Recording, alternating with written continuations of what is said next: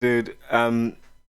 So Now yesterday, everything changes, dude. This is yeah. actually the first episode, which is pretty incredible. But tell me about exposing yourself to your boss or whatever you were saying. Nah, dude, that's horse manure. I wanted you to, uh, I wanted you to tell me about Tell me, this whole Russell Brand thing, dude. and It's just because I mean, I look, saw, yeah, okay, go for it. look.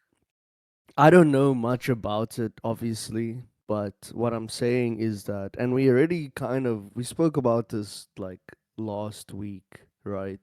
Yeah, Where and there's actually like a lot of information about it, and this is obviously where people get confused, right?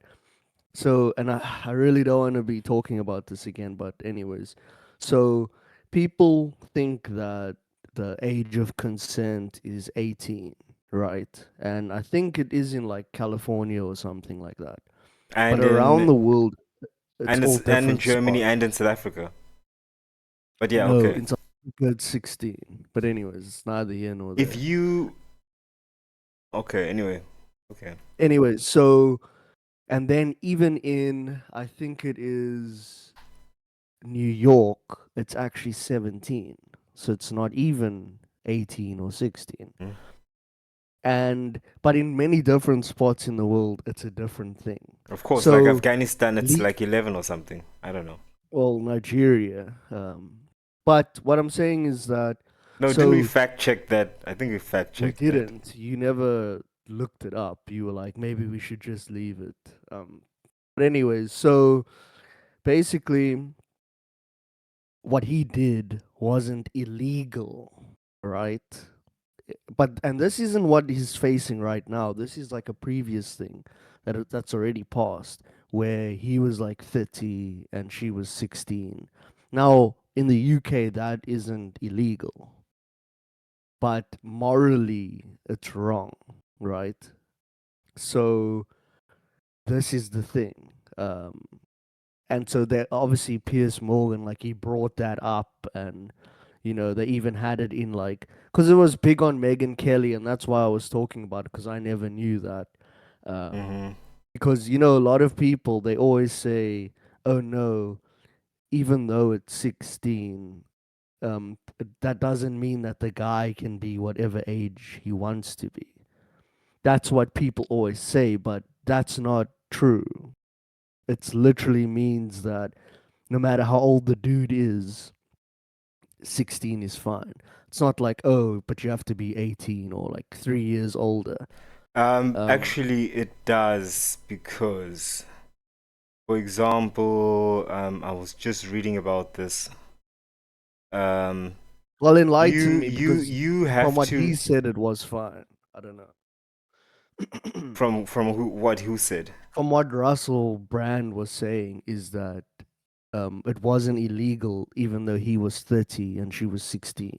Well, you see, that's what I'm saying. Like, it could be, because for example, there's these can you call them nuances, where it's, for example, it's meant to provide a loophole, quote unquote, for people who have the same age. So like they're both 16, or maybe they're both even Yeah. 14 or something, right?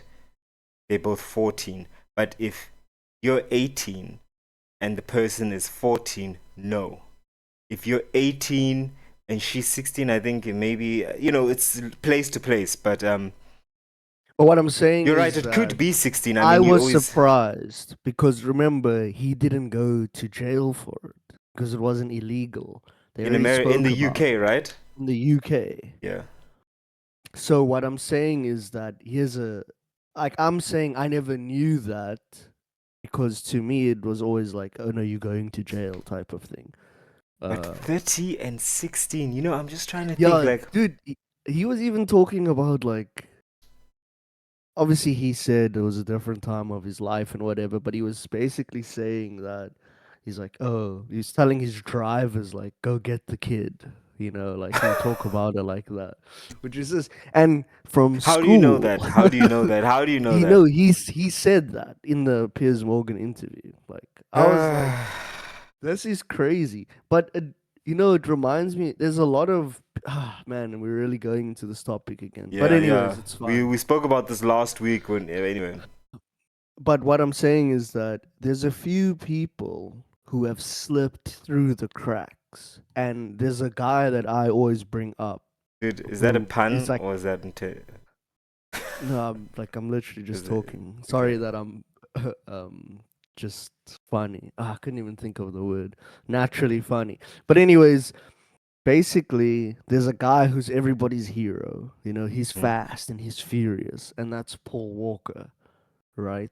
Paul Walker was literally Ooh. Yeah. 28, I think. You can fact check me, either 26 or 28.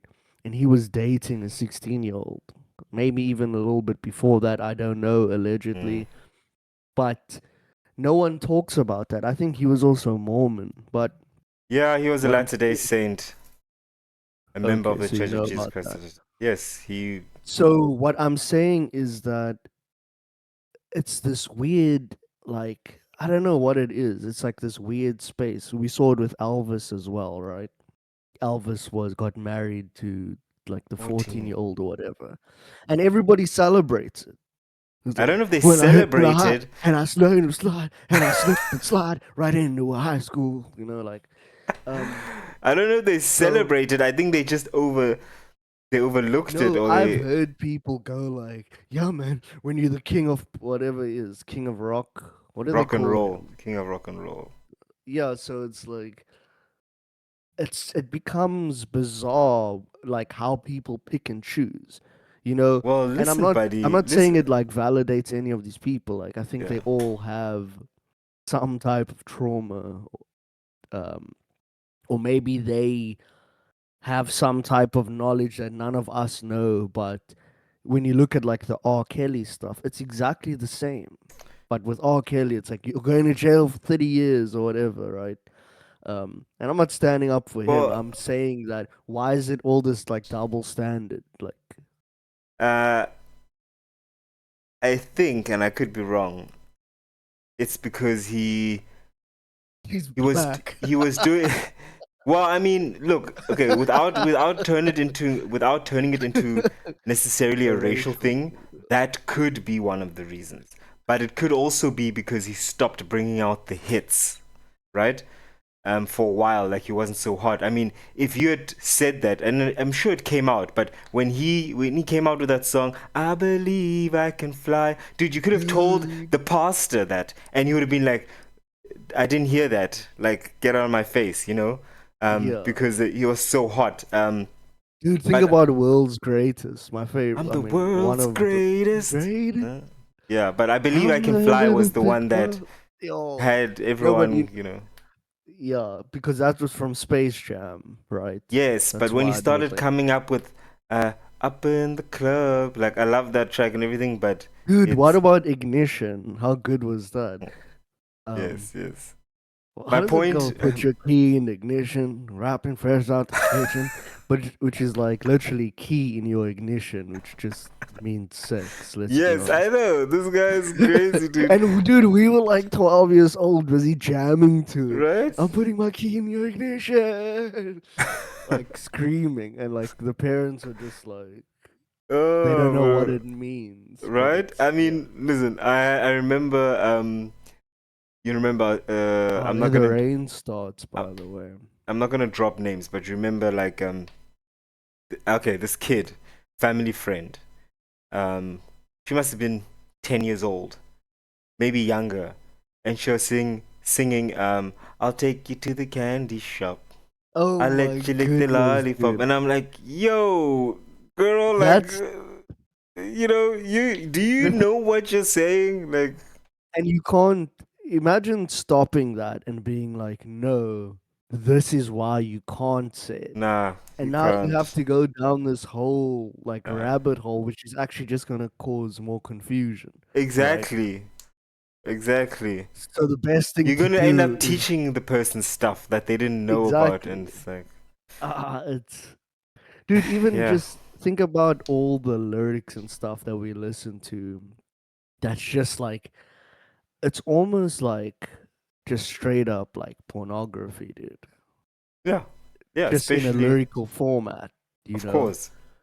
Um, If you think of like all the Lil Wayne songs, dude, he like did not hold back of no. like anything. But Yeah, and Mike, you know these songs, like, um, especially in the hip hop sphere, and of course, there's a lot of we can go down a little rabbit hole of conspiracies regarding what people what gets believe, promoted and what why doesn't. it's Is that what you're promoted. saying? Yes, exactly. But it's obviously overly sexually explicit. I mean, even in the last decade, it's gotten like absurd. I mean, there's this who's this baby mama of Drake's? Red She's Fox. What? She no does that. Drake. What are you talking about? You Yeah, mean she like does. Ice Spice or something? No, no. She's Drake like, only has one. It's that French stripper. no, Or it might dude. even be a prawn star as well. No, dude. Like It's the one, that black girl who does that dirty trill or trap you thing where it's talking like, my about puppet, huh? My pussy in the what is her what? Da, da, name now? da. She was even on Theo's podcast. Her name is Red something. Dude, I'm telling Foxy you. Red, no, Yeah. something. Oh my goodness. That It's makes me something think. like that, right? Like Snappy Red or one of these names. Dude, Well, I she's even mean, got look. the I guess we're tattoo like down googling her this. face like that. Just Google it. I think it's like I think I wanted to say Trippy Red, but that's the rapper, like the dude. But it's something to do with red. Uh, Hmm. Okay. Okay. anyways, I'm not Well, it seems like you're right. Um. about what. Drake only has the one kid by that prawn star. Well, I mean, what it says. Drake's baby mama. It's so funny that you can Google it like that. Like, it's not Now they Drake's know. mother's Yeah. Drake's child's mother is actually how it should be, but okay. Drake's baby mama is Sophie Brousseau, eine französische, a French artist and painter. Yeah, she's the mother of his son Adonis, was born on October 2017. But I Brousseau, mean, who it's obviously previously went under besides the name Rosie Devine as model slash inverted actress. commas. Yeah, Oh, I mean, okay. I'm not proud to say it, but I think I even once I found out, obviously I had to do a deep dive, And then for you. not at all, dude. I don't Okay, so then how did you come up with the whole she's a prawn star? Yeah. because Mm. no, like you can look it up. Like fact check me on that. I don't want to just say because like No, it doesn't matter, she dude. could be a stripper, but what I'm saying is that um I'm sure she did a little bit, not like one of these big ones. I think she maybe has like one or two scenes. When the rent Um, was coming up and. I mean, look, dude, who knows how these things work? But it's like we were saying the other day, right? Yeah. Or we were talking yesterday, and we said that we were talking about Jenna Jameson and how Mm. we were saying that you've got all these chicks who are trying to do it and they're broke. There's always this thing always gets sold where it's like, oh, if you do this, yes, you're gonna lose your reputation and all those types of things, but at least you're gonna become wealthy and take care of yourself. But that's Mm. not even true. Sometimes you just lose your reputation and you stay broke, Yeah. right? Like, what was that one chick who was saying on Reddit how she was talking about she's making like $1.50 an hour or a No, day or one dollar something fifty per crazy? thousand views, Yeah, her and CPM. she's supposed to be basically it amounted to her asking about where's her Her 25 begging or bread. That's what it was. $250. Yeah, it's absurd. Dude, Like, she went on Reddit. That's how desperate she was to ask, what can I do different? And then obviously the one dude was like, change careers. yeah, yeah. I mean, Like, it's true though.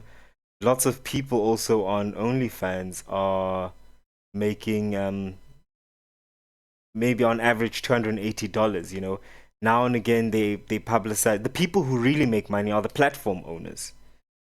They're making Yeah, cash they're the hand over pimps. fist. Excuse the pun or the The irony pun, there. whatever. Only And pimps. yeah, they're the ones who make the money, right? Um, it's because we live in a different world. I mean, it used to be when we were growing up, right? You'd get CDs. People would still hire the videos. Yes, remember Right? there was like a Mr. Video, like you weren't allowed to go Exactly. into that section.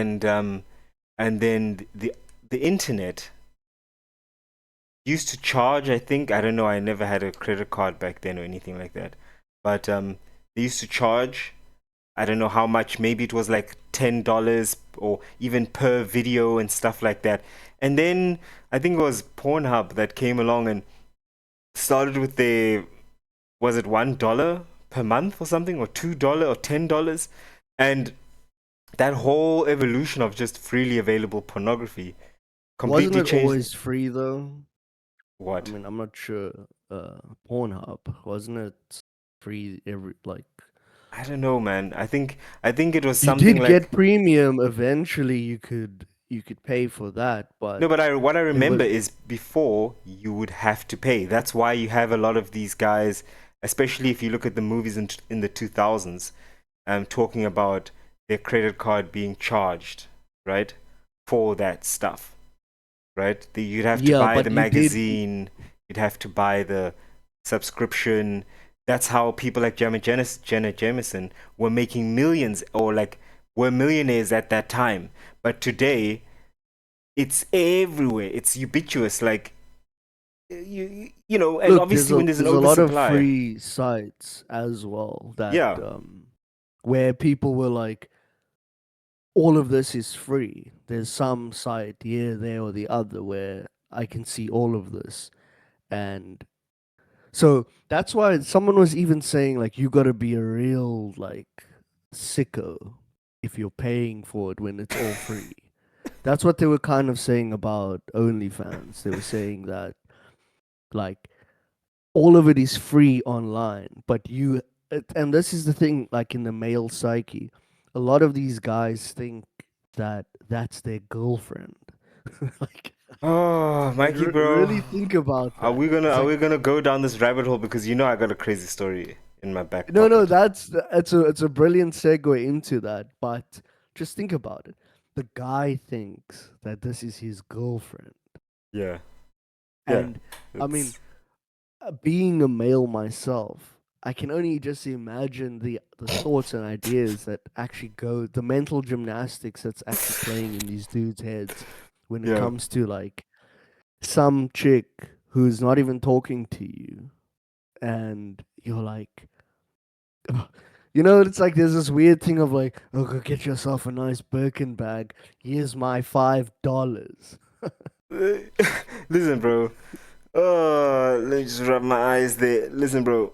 You know very well that I know. for, I don't know, was it a month, 2 months, I worked as a chatter um on OnlyFans. So explain For what a chatter is. a chatter, look, what happens is these OnlyFans models are very busy, obviously doing whatever they're doing, living their best lives. So what they have usually is a manager or management company, and this management company then hires chatters. Basically, it's again the pimp model or the sub pimp.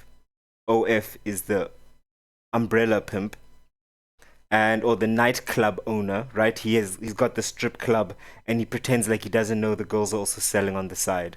And then you've got the individual pimps who are managing the girls. And that's what these management companies basically are. And then there are chatters who actually chat on behalf of this girl, this model, um, with the clients.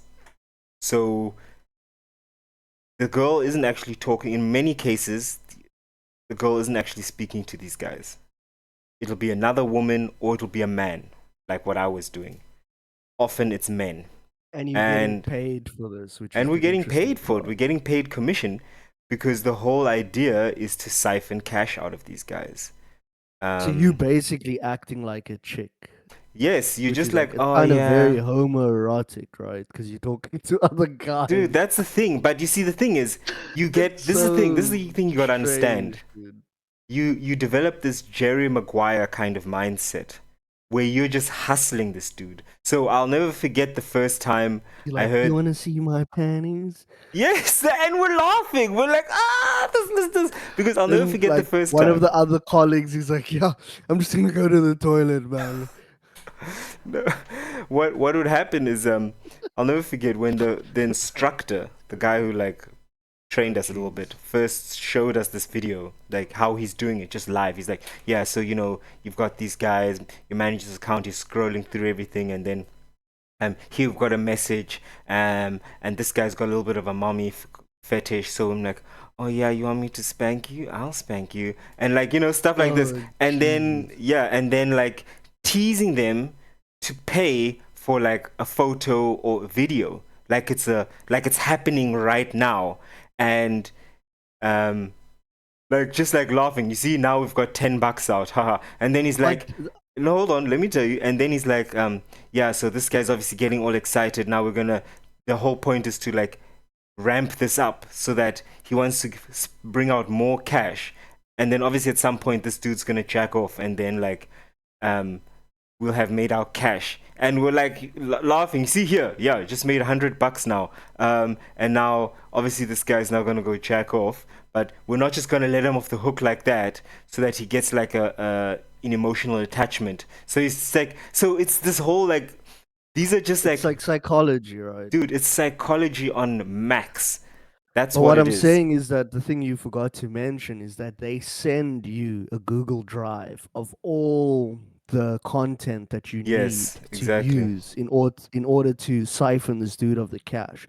So you have different uh, pictures of like, oh, here's the feet, and then you can coax the guy maybe if he's a feet dude, and then you're like, oh, I didn't really want to do this, but I did my nails, and for ten Yes. bucks I can send you a picture of my feet.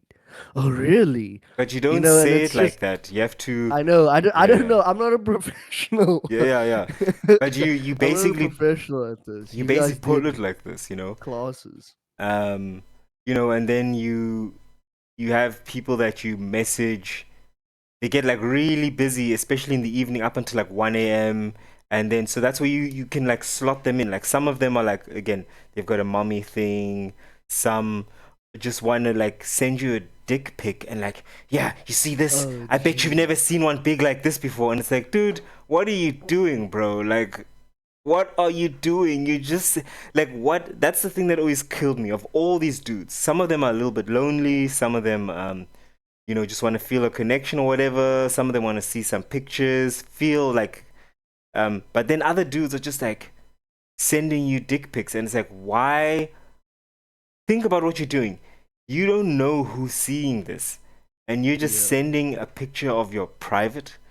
What are you doing, dude? It's just so off-putting, And bro. The like, whole time you're what like, do you ah, think is going to happen, right? Because that's where the delusion comes in, where yeah, it's or like like, oh, it's you think amazing. I'm gonna. that this lady who's this, like, I mean, most of them are like, I mean, who is that other one? Black China, right? She's also quite big Mm. on OF. So imagine like using her as an She's example. now a pastor's? No, she's now, I don't know, Oh, baptized. she's Yeah, reformed. yeah, yeah. After making her millions. Hallelujah. Glory to God. um, but that's the thing. You think you're gonna send this picture, and she's gonna drop everything and be like, "I need to go be with this dude," you know, like wherever he is in whatever basement, whatever crevice in this world, I'm gonna go find him, and that's gonna become my man because of this picture that he sent me. Yes, You know it's what I mean? Like, absurd. really think about that psychology. Yeah, yeah, but I But don't it think it kind of even leads has me to anything to this. do with that. I think it has something to do with just like um a sense of power. Like, I sent you this and it shocked you. Like, what are you talking about? You get it? Like, it's a Yeah. very, it's not even that whole thing of like she's gonna come find me. It's just like I shocked you and this is power. Like, what are you talking Oh about? yeah, like another like almost like exposing yourself kind of term. That's like their Yes, kink. It's like yes, these are streakers. a guy who, yeah, exactly, shows himself under a trench coat to a bunch of people, and he's like, "Ha, I showed them, you know, Yeah, it's but you didn't even have the gall to go and have a shower beforehand, you know." so this But I'm ch- saying what I was trying to say is what it's leading to is this like opens up that industry of the AI girlfriends, right? Where oh, that is that to me even is even, I mean, come on, think about it, dude. Like they're not real. We know they're not real. But somehow there's that, I mean, there was that one video of that dude who's like, "Ah, no," like just completely crying. Like I think they're even carrying him because he just can't believe it. And then it's like, she said yes. She said what, yes. And the guy's just like crying. And like he asked the AI girlfriend to marry him, and she said yes. And he just had a complete breakdown. And I'm just, it's so like, where have we gotten to bro, bro, where that's happening? bro, Where that's happening. have you seen this movie? Ooh, I've forgotten the name. I couldn't even search for it if I wanted to, but Is that the one, the chick's name? It's is with what like one of the famous actors. And then he like, it's got to do with like an AI chick or something. a I robot, heard a people robot. mention it. Yes, a robot, and she's it's obviously AI powered robot and very like lifelike, human like, and the main male character opposite her is he's from The Boys. He's the dorky, skinny dude, Oh, and also from Mr. Payne or something like that. Mr. yeah, Payne. he's what's You his? know what I'm talking about? That like, Yeah, I know. yeah, His yeah. name's Yui in The Boys, but Yes, exactly. So he's there, and he's he's the got son this. of a famous actor as well. But anyways, Okay, he's he's got this AI girlfriend, and basically some other dude who's like rich. They go to visit some couple, and this dude who's wealthy obviously wanted to try it, and she had an emotional attachment to her owner. I'm just gonna call him the owner, owner oh no, boyfriend. That's the fact of it. Like that's the fact of it. master. And she killed this guy who tried to basically rape her.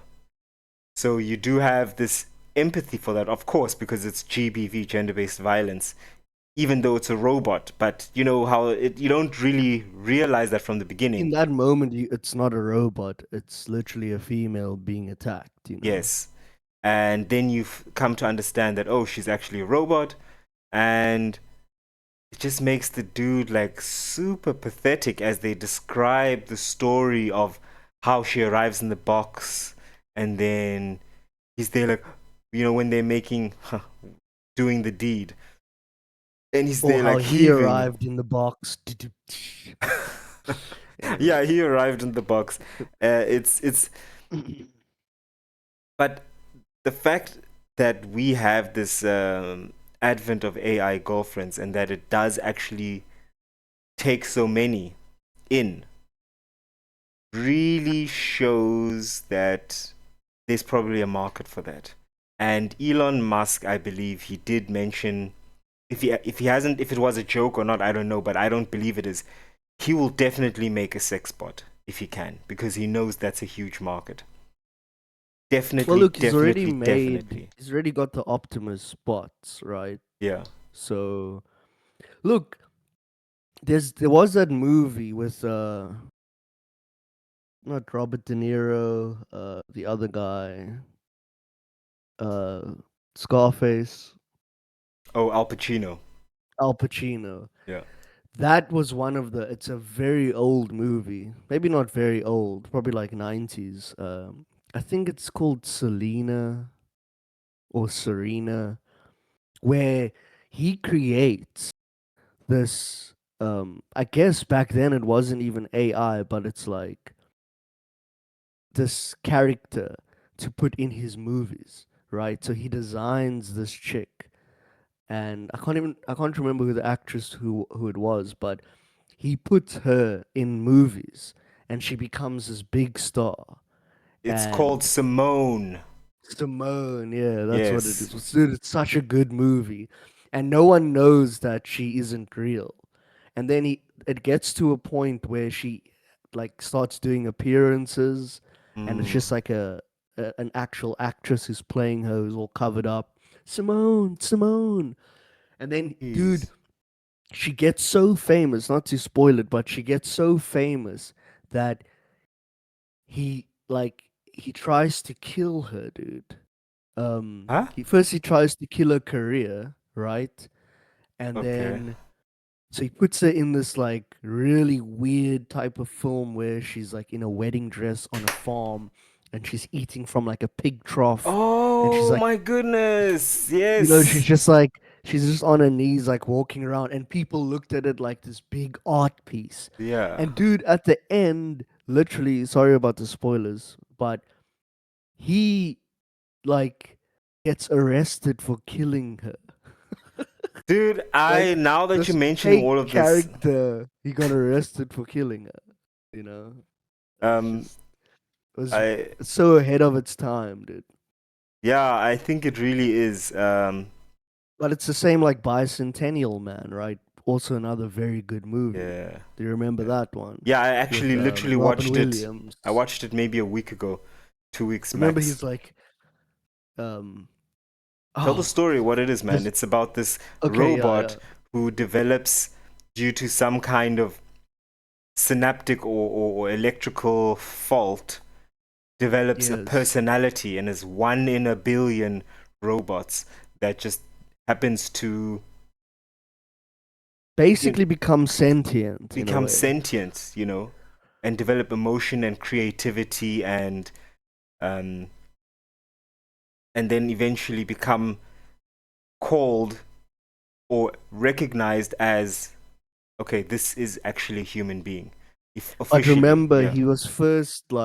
he first looked like a robot, Yeah, yeah, a and then really bulky they robot. did that the plastic surgery, and it became Robin Williams. Yeah.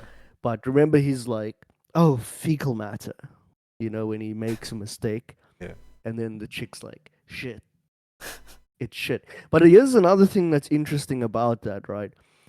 Remember how he's like the butler or something in the house, because that's how they use the Yeah, he's a bots. servant. He does whatever Exactly. But whatever then yeah. remember, he takes care of the little girl as well.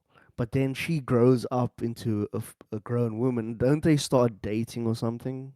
If I'm dang, I should have finished it. I started it halfway, How do but you not finish that I know movie? it's because I got It's distracted, very but good. I mean, I finished it before. I watched it when it first came out in cinema, but like recently. But as I remember it, it's she grows up, she gets married, but she has a daughter, and he marries either the daughter or the granddaughter.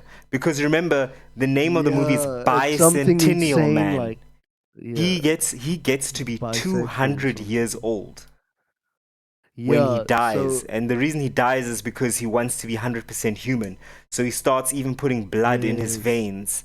And then he basically dies with I his wife. Yeah, they die together of old age. They're both Yes. lying in the bed So I next to think each it's the other. it's the daughter or the granddaughter of the first kid that he grew up like he But raised. think about, but don't they look the same? I Yes. Yes. remember that it's almost the same actress Yes, it's the who's same, I like, think. I think it's a uh, granddaughter or the daughter, one of the two. but I mean, isn't that like a pedo thing? I don't know. You No, it's know, not. It's a robot. It doesn't count. But it's still like you have someone who's like 200 when his wife is born or whatever it is. No, no, he's not 200. He was like probably 100 Well, or probably something. 170 or well, No, yeah, no, because no. she would have died of old age, Yes, she which died probably of old age. places her at like 90, maybe, let's say. No, remember it's the future, so probably 100, 120, something like that. Okay, yeah, so maybe But he was still, like he was a grown robot. But you see, that's the thing. He's a robot. I don't know, bro. It's okay. Yeah, What look, about Wonder Woman? but If Wonder Woman, didn't you think the same thing when in the Wonder Woman movie? it's not the same. Leave Diana alone. You No, know? like it's, Think about it. but it is the same thing because that other guy he crashes his plane, He's a young boy and compared to her. She's been around for yeah, she's one of the hundreds of ancient years. ones, right? Yeah. Thousands of years, right? Because she's a goddess. If I'm not mistaken, I I think I only watched the first Wonder Woman once, And then even but Bruce Wayne has a thing for her. And it's like, yeah, can't you but he see she was a can't. grown woman when your grandfather was born? And he's like Yeah, still, yeah, and he's like, obviously. man, even Alfred. The Alfred from the Ben Affleck Mm. uh, Batman like wasn't great at all. But I You don't think think that's because so? you can't beat Michael Caine, right? I think I his don't name's think Michael so. Caine. I I don't could be look. wrong. I Yeah. love Michael Caine. I know we're going with as usual. We're going on a complete tangent. I love Michael Caine. Schizo. Yeah, I love Michael Caine. Don't get me wrong. I really love that guy, but I wouldn't sideline Alfred, and I don't know his name right now, but I wouldn't Dude, we don't sideline. even know who the guy is. He kind of looked like an old uh anorexic No Robert Downey ways, Jr. dude. He was in Kingdom of Heaven. I want to search his name now, actually. He was in Kingdom of Heaven. He's a good actor. He portrays it well. You see, because um he's got a dark energy, like But they made Alfred in that Batman seem like he's the hip gay roommate that kind of like tries to give Ben Affleck advice on stuff, hip but he's gay busy with his own roommate. thing. No, but whereas like Alfred, and I know you always have a problem when I bring up the source material, but Alfred is supposed to be this older guy who is an actual father to him, who became his father because his parents were killed. Not No, this hip listen, guy who's if you smoking wanna pot go there and like, if you wanna go to source material, Alfred was just a butler. He was a butler. Like he had none of that paternal anything. That's not in source material. You're talking about the Christopher Nolan version, but that's maybe. yeah, in source material, he do trust me, like you can go it's not like that. He's a butler. He's a dude, No, but he's not Robin just a has a butler because he. Remember, he's always talking to Alfred during missions. Send this, send that.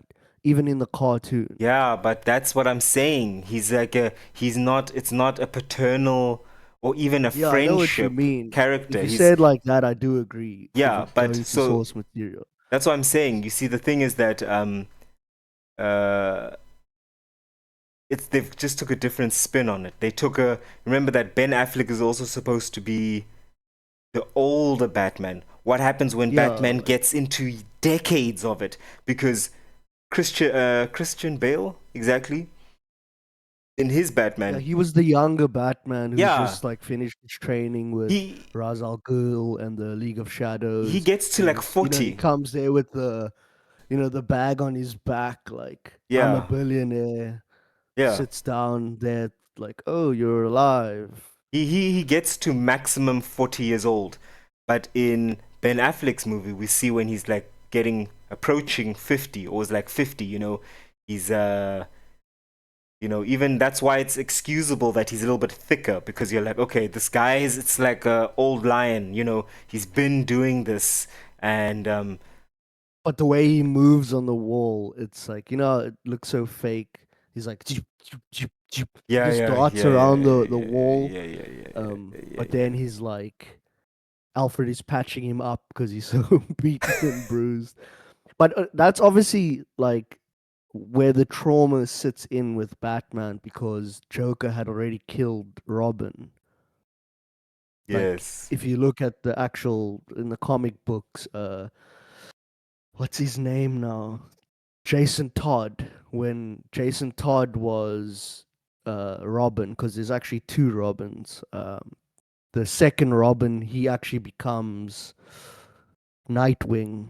Mm. I think his name's Nightwing. My memory on it's a bit foggy, but Jason Todd was beaten with a lead pipe to death by Joker, and Batman found him.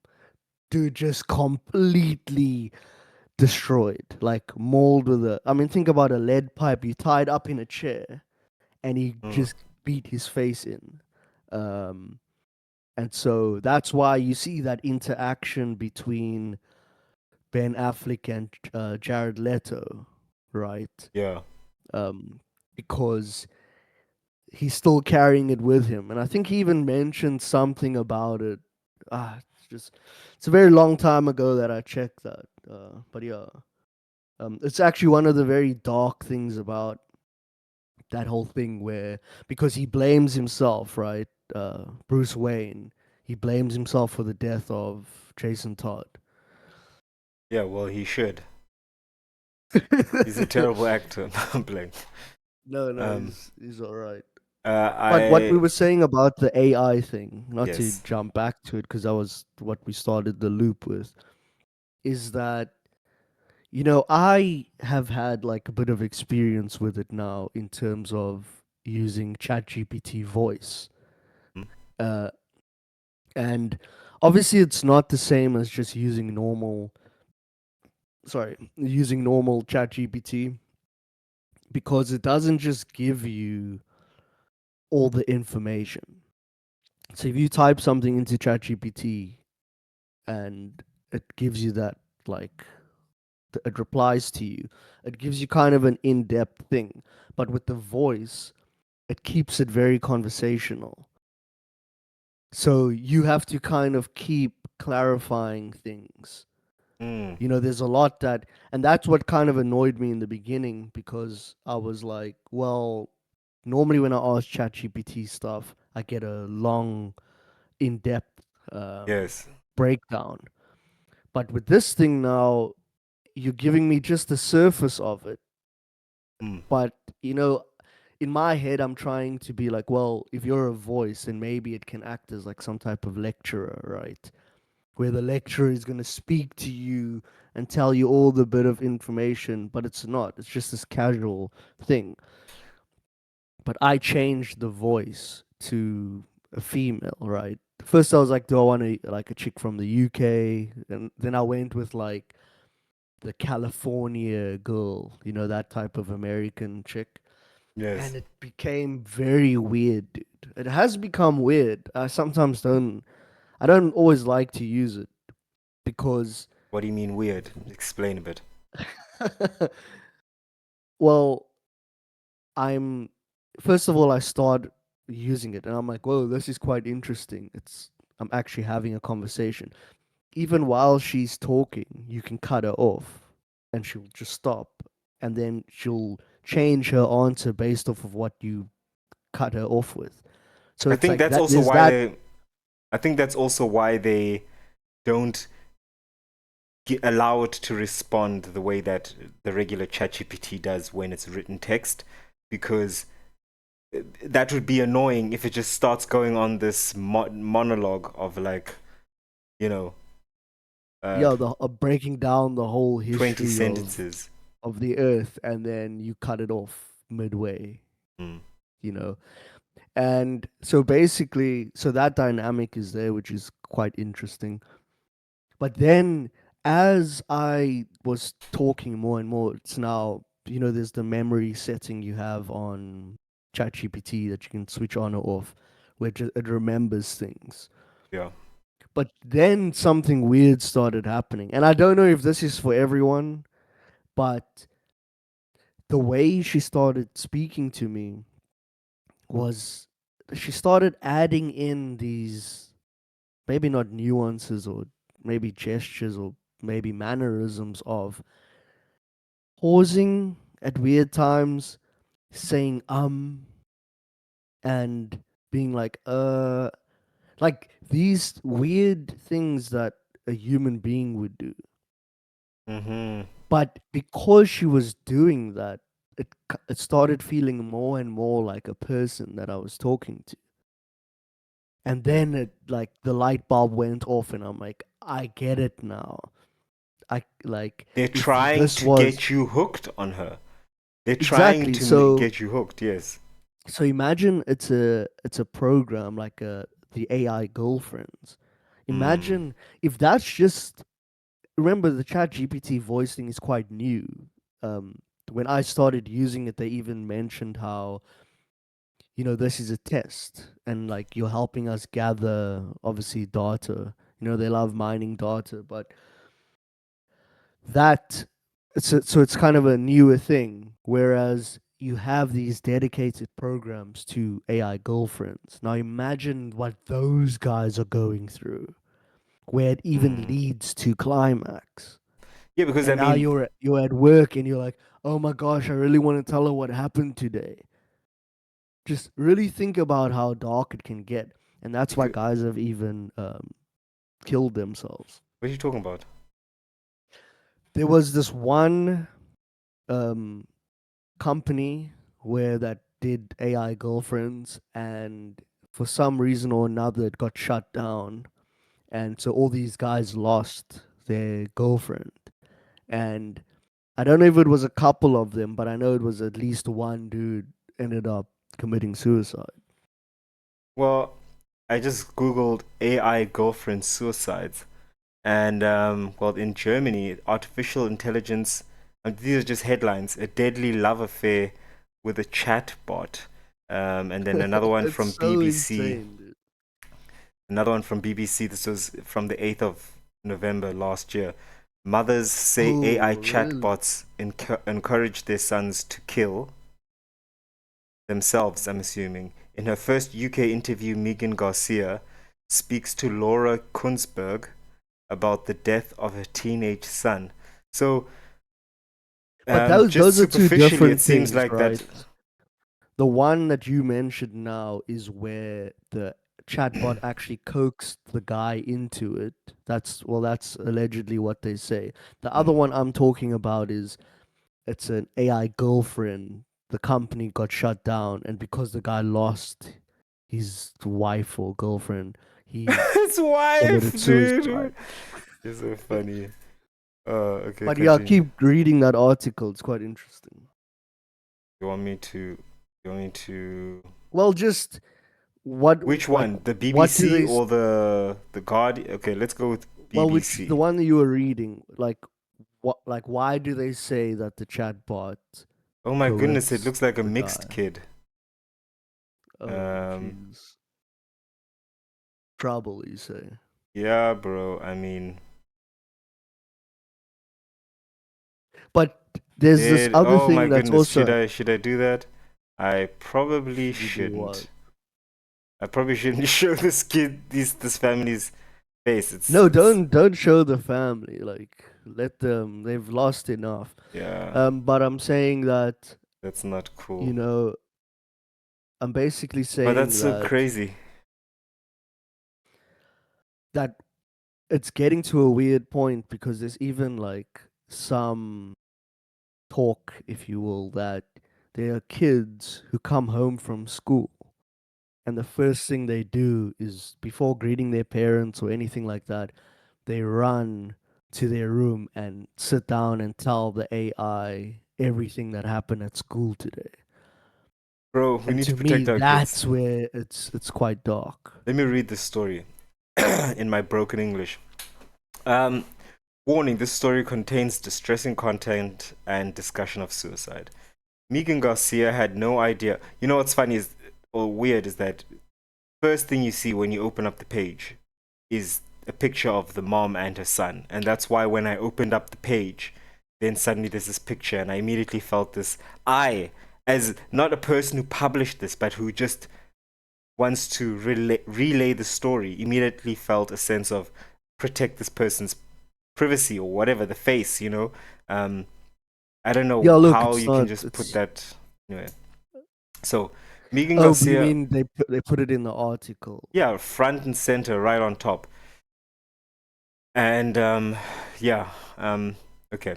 Megan Garcia had no idea her teenage son, Sewell, a bright and beautiful boy, quote unquote, had started spending hours and hours obsessively talking to an online character on the Character.ai app in late spring 2023.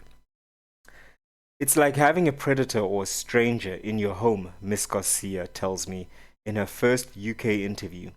And it is so much more dangerous because a lot of the times children hide it, so parents don't know. Within 10 months, Sewell, 14, was dead. He had taken his own life. It was only then Mrs. MS is Mrs., right? Not Miss. Mrs. Mrs. is MRS. Okay. Mrs. Miss. MS. Okay. It was only then Miss Garcia and her family discovered a huge cache of messages between Sewell and a chatbot based on Game of Thrones character Daenerys Targaryen. Oh wow, and we were just talking about Game of Thrones before this. Yes, bro. Dracarys. No, now's not the time, bro. Hold on, no. This is a Oh, dark like no, dude, that story. was no. I just said that out loud. I don't know why I said that. Fuck off, dude. You I don't know fucking why I say. said Okay. Um. the kid's dead. Yeah. Yeah. Okay. Um. It was only then Mrs. Garcia. Okay. Yeah. She says the messages were romantic and explicit, and in her view, caused Sewell's death by encouraging suicidal thoughts and asking him to come home to me. Oh my gosh, dude. Wow. How? But here's the thing. Immediately when we hear of chatbots and stuff like that, what do we think? Oh, it's OpenAI. Oh, it's ChatGPT. So it's good that there's a clarifying thing that no, it's not. It's this character.ai thing. Yes, something you've Because got to understand though is that if you can get a an AI model, okay, there's different ways now. Either you can get an open source model, large language model, and then you can fine tune it and train it. You can even create like a prompt template, which so in addition to fine tuning the model to give certain responses, you can also um, use a prompt template so that every answer it gives, it's in a certain character and it's in a certain way. So there's RAG, regenerative, retrieval augmented generation, and all these other tools. My point is, you can take the base of a large language model take it to the base. and then you can overlay it to then create specifically an AI girlfriend type that someone can then customize. So I'm not going to obviously put the blame on Anthropic or OpenAI or whatever. They're not responsible for this. They didn't create Oh, but AI people are girlfriends. using their models It's to very create. likely that they're doing this. I see what you're saying. So, but I mean, hey, you know, But I mean, I don't know. a gun I'm can just protect, he's a telling gun me can this. kill. I mean, a gun can protect or it can go to war. So it's 50-50. It's about how you use it. But what I will say is that we're still primitive beings. And even though we know something isn't real or we think we know, we can easily get tricked because we are primitive still. Like our technology has surpassed our mental adaptation almost. Like we, I mean, you can make cocaine to have a good time, and then you can just like you can eat coca leaves and it like gives you energy, and then you can refine it to give you cocaine, and then you can overconsume that to the extent that you overdose on it. Like Yeah. It's almost the same thing, and maybe this is like a poor example, but like implants and BBLs and stuff like that. As a primitive male, you see that, and immediately you go, "Oh, that's attractive," but you know even it's though fake. But you it's know it's fake. fake. Even no, maybe you don't know in the moment, but when you do find out, it doesn't matter. You You're see? like, oh, bro, my chick's got implants. And it's Yeah. like, wait, what are you talking about? It's the same thing with like red lipstick or makeup, Yeah. It anything like that. surpasses the mental, Because the those conscious mind. colors are, it's like the fruit we used to find in nature. The red apple, and oh, so sweet and meaty and juicy. And Mm. now you see the lips, and it's like the same things are Ripe, firing. ripe. That's all your mind is saying. Exactly. Yeah. And then in your in She's your got in that. your She's got that peach. in your She's got that your genes are plum. just going like tuku tuku tuku tuku tuku tuku Yeah, tuku dude. tuku. And then you even start doing like a tribal dance there. Yeah, it's crazy, but and then of course you do this to teenagers, man, teenage boys who are susceptible. I mean, like when you're Yeah, dude. They're firing off on every cylinder, dude. yeah. Um, So anyway, and yeah, let oh me yeah, finish this last two paragraphs here. Um, Miss Garcia, who lives in the United States, was the first parent to sue Character AI for what she believes is the wrongful death of her son, as well as justice for him. She is desperate for other families to understand the risks of chatbots. I know the pain that I'm going through, she says, and I could just see the writing on the wall that this was going to be a disaster for a lot of families and teenagers. Yeah. but I mean, yeah, it's rough. But what Mm, I will say is this: there's a lot of factors involved, especially when you hear the story, and my mind starts putting it together. And I always think in terms of scenes, and using my imagination that way, mm. where she's talking, and she's even painting the picture of her son, like it's been hidden from me, whatever. And I've painted this picture, and immediately it's giving single mom Of with a course. kid who's alone, Yes. right? Now, Yes.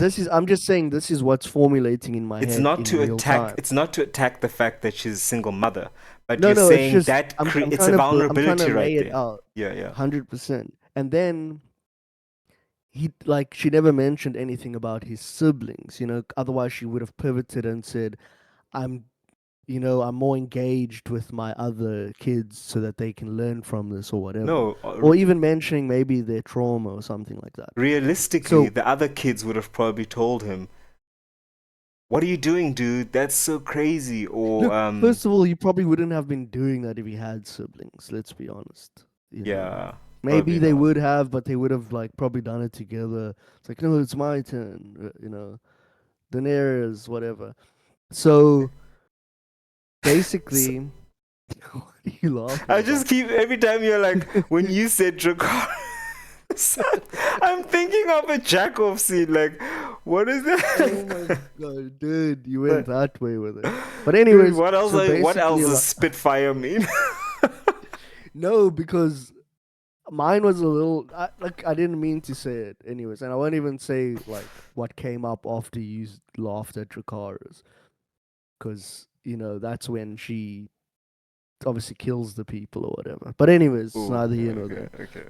Um, so basically, that's the picture I'm painting. A dude Yeah, is alone in his room. His mom is obviously working, and these are breeding grounds for this type of thing to happen.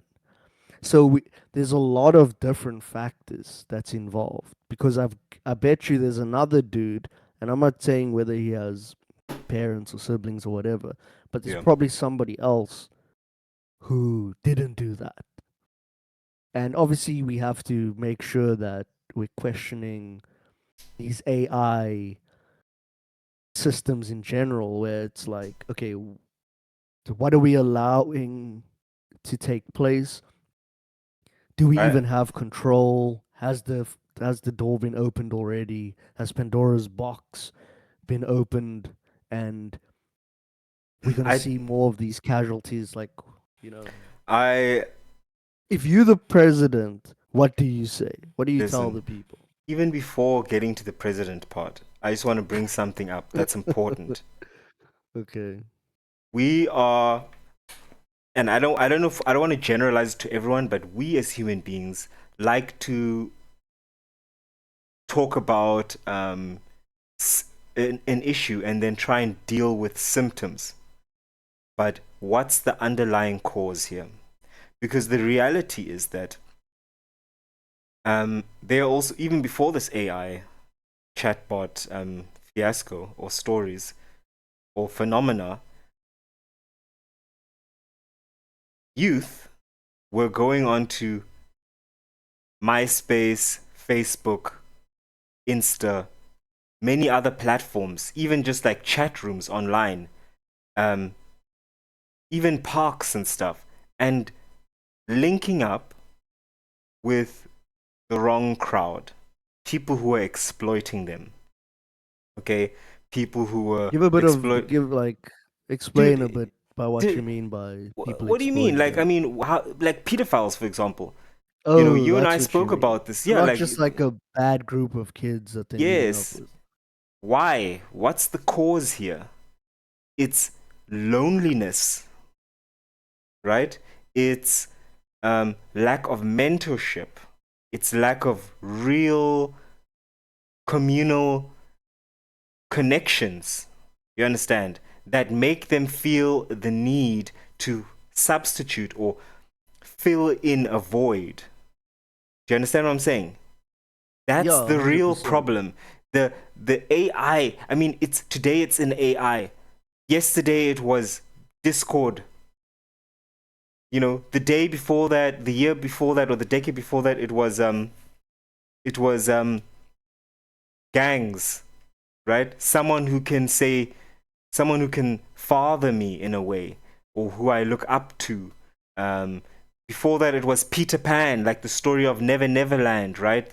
These adolescent boys that are gone wild, run amok, and no one is there to guide them and just like teach It's them, like like, that look, Clockwork a Orange, Clockwork you know. Orange. You get what I'm saying? So it's Yeah. always that's the real problem. To say that it's all chatbots now, I mean that's a it's a way of Wasn't like that shifting Michael blame. Caine? What a throwback. If it Yes. wasn't he in there? No, no In Clockwork Orange, the movie, he was like the dude at the house with the wife, and the boys came in there and like oh beat my them up and goodness, it stuff. might have been. But I remember the face of the main character, Yeah, the he main dude. he's also gray now. It's possible that that was Michael Caine. Dude, I It's think it possible. was Michael Caine, like a young Michael Caine was the husband. Anyway, that movie was disturbing. Um, but that's my point. My point is Oh, you're actually saying that it's the same, like, let's s- just call it a sickness, and yes, now it's just being portrayed in different forms throughout the ages. and not just being Now it happens to be the AI stuff, but it's the same problem we've always had of yes, this it's disconnect from people, and it just keeps getting more and more okay. worse. You're Like, I adding mean, you the could have even put drugs in there, right? yeah. Drugs It's is that's the one. thing. It's just an outlet. It's the thing that is capturing it, so to say. It's the outlet. It's the manifestation of that is now AI girlfriends. I mean, you said it yourself. What could possess someone? I mean, how alone are you when you get to the. It's not just horniness. I mean, horniness is just like, okay, That's the I'm beginning, but afterwards you literally like start really, even the guys, you know, these dudes who they talk to the, it's like the chatterbot stuff where you're actually talking to, well, apparently you're talking to a girl, but you're just talking to another guy, not through messages, but the live chat, right? You know that, isn't that like what the we're just talking webcam about? stuff. No, no, so it's a different thing. Oh, It's okay. like, you know, where you go and you chat to someone online, Yeah. and Chat room uh, or whatever.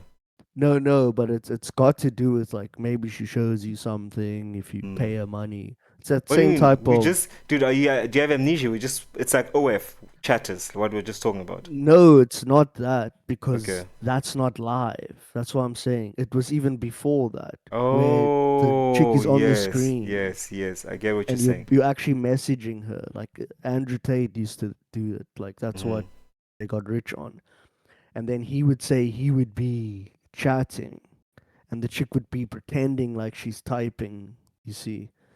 Um, but anyways, Mm. so with that thing there, um, what the chick says that it starts off maybe that way, right? But then it eventually just gets to some dude who's like talking about how he's unhappy, and it's like becomes like a. All these dudes end up being in like a therapy session, and they just want someone to talk to and stuff. Yeah, it's a serious problem, man. And that's why I'm saying,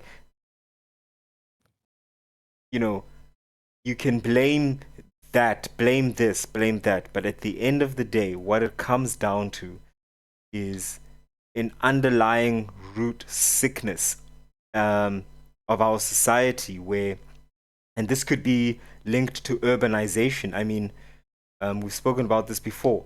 Living in crowded cities, that's not our natural state at all.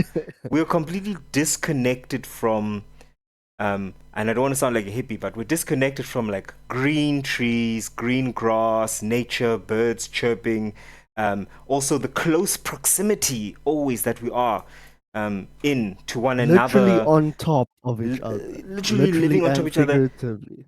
spending most of your time like within these walls. It's not really it's not natural, and so that creates stress and tends to create some kind of uh But here's this theory. I think it was called, not a theory. It was like a experiment. It was called bingo like the rats. Rat City, Tell where it. the rats actually started becoming homosexual. Okay, you went straight Um, there, dude. You skipped the whole thing and you went, no. I don't know what I'm saying is I don't know it very well. I know the other one, the one with the cocaine. I know that um experiment, but the Rat City one, I all I know is that, and maybe you know more about it, but that's what I know. What happened is that they were all on top of each other, and actually they started becoming homosexual. what So I happened? don't know. What happened is they were set in a They were closed. goy. They they were set in a confined space, obviously, and with abundant resources. And what then happened is they were allowed to multiply, and as they multiplied, and the resources were still finite, and multiply, um, and as the numbers increased, what would happen is that males would lose the urge for reproductive activity and also become much more aggressive. And what would start happening is that there would be like cliques and gangs of Oh, rats. really? Yes, that What? of these male rats that would like start to form and things And like that. that's when the Rat Pack was born. Yeah, Mm. and that's the kind of behavior. And I think what it really shows, because rats aren't one to one with human beings. But you're correct. There was also an increased incidence, or like it began with like what we would term homosexual um, activity. Uh, I'm not going to make a statement regarding whether that's what's happening within human beings, but all I know is that it's not natural for us to be in such crowded, Cities and stuff. to be Yeah. in such Like if you urbanized areas, and it think about New leads York. to delinquent behavior, right? Yeah, you're saying Yeah. think of New And York. probably mental illness, right? That's probably where all these things are stemming from. Yeah. But anyways, like in New York, it's like no surprise. I don't know if you've seen that documentary called Rats. No. Okay. Like you just like I don't know if you were thinking if you had or not. But it's a crazy documentary. Obviously it just shows like how rats around the world, it's on Netflix, how rats around the world are treated differently depending on the culture. Obviously, in India, they're there and they're drinking milk with the rats. They're drinking from the same. Um, it's like this big bowl in the center, and there's rats everywhere. The rats are over the people. These like monks or whatever, and they're busy drinking milk from this bowl, and all the rats are drinking with them. Like, right? And then you have it in the UK where there's this culture of on the farms where people have these dogs, Jack Russells and all types of small breeds, and they just get together at night and they let their dogs go, dude. And their dogs just murk these rats. Mm. Like it's kind it's it's almost like a bit sinister. There's like a ritualistic aspect to it. You just see all these dead rats there, and they're like, they're congratulating the dogs and stuff. And then you see in New York, it's these dude, these rats are so sick. They've got all these types of diseases. Like they caught the one rat, dude, and they're like studying its body. And dude, you see these like the cancers and stuff all over its body, like massive lumps, Mm. and all the different types of bacteria and tapeworms, and you just like, what on earth? But anyways, what I'm saying is that it's no surprise that you got all these people on top, then you got all these rats below, and it's like this hub of just it's chaos, Yeah, it's chaos. you know. By the way, Um, I found this. yeah. So I googled and I found on a website or blog or whatever, The Scientist, something regarding this experiment. Um, Maybe I can read a bit from it. I don't, we don't usually do this, but I want to read a bit of this because I don't want No, we usually don't do this, but to. nah, I'm not trying to I've never be done this rude. before. Um, No, it's a throwback to the R. Kelly ignition because uh, that's literally how it starts. oh, really? Yeah. Jeez, it's the song First the is Michael Caine thing and now the R. Kelly thing. It's quite funny, actually. June 22, 1972. John Calhoun stood over the abandoned husk of what had once been a thriving metropolis of thousands. Now the population had dwindled to just 122, and soon even these inhabitants would be dead. Calhoun wasn't the survivor of a natural disaster or nuclear meltdown.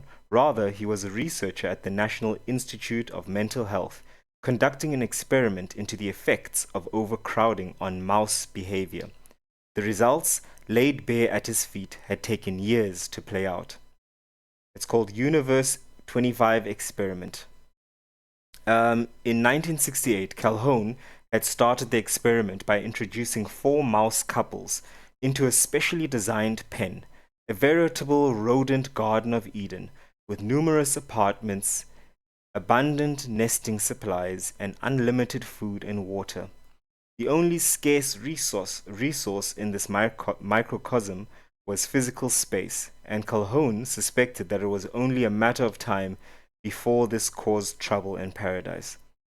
Calhoun had been running similar experiments with rodents for decades, but had always had to end them prematurely, ironically because of laboratory space constraints, says Edmund Ramsden, a science historian at Queen Mary University of London.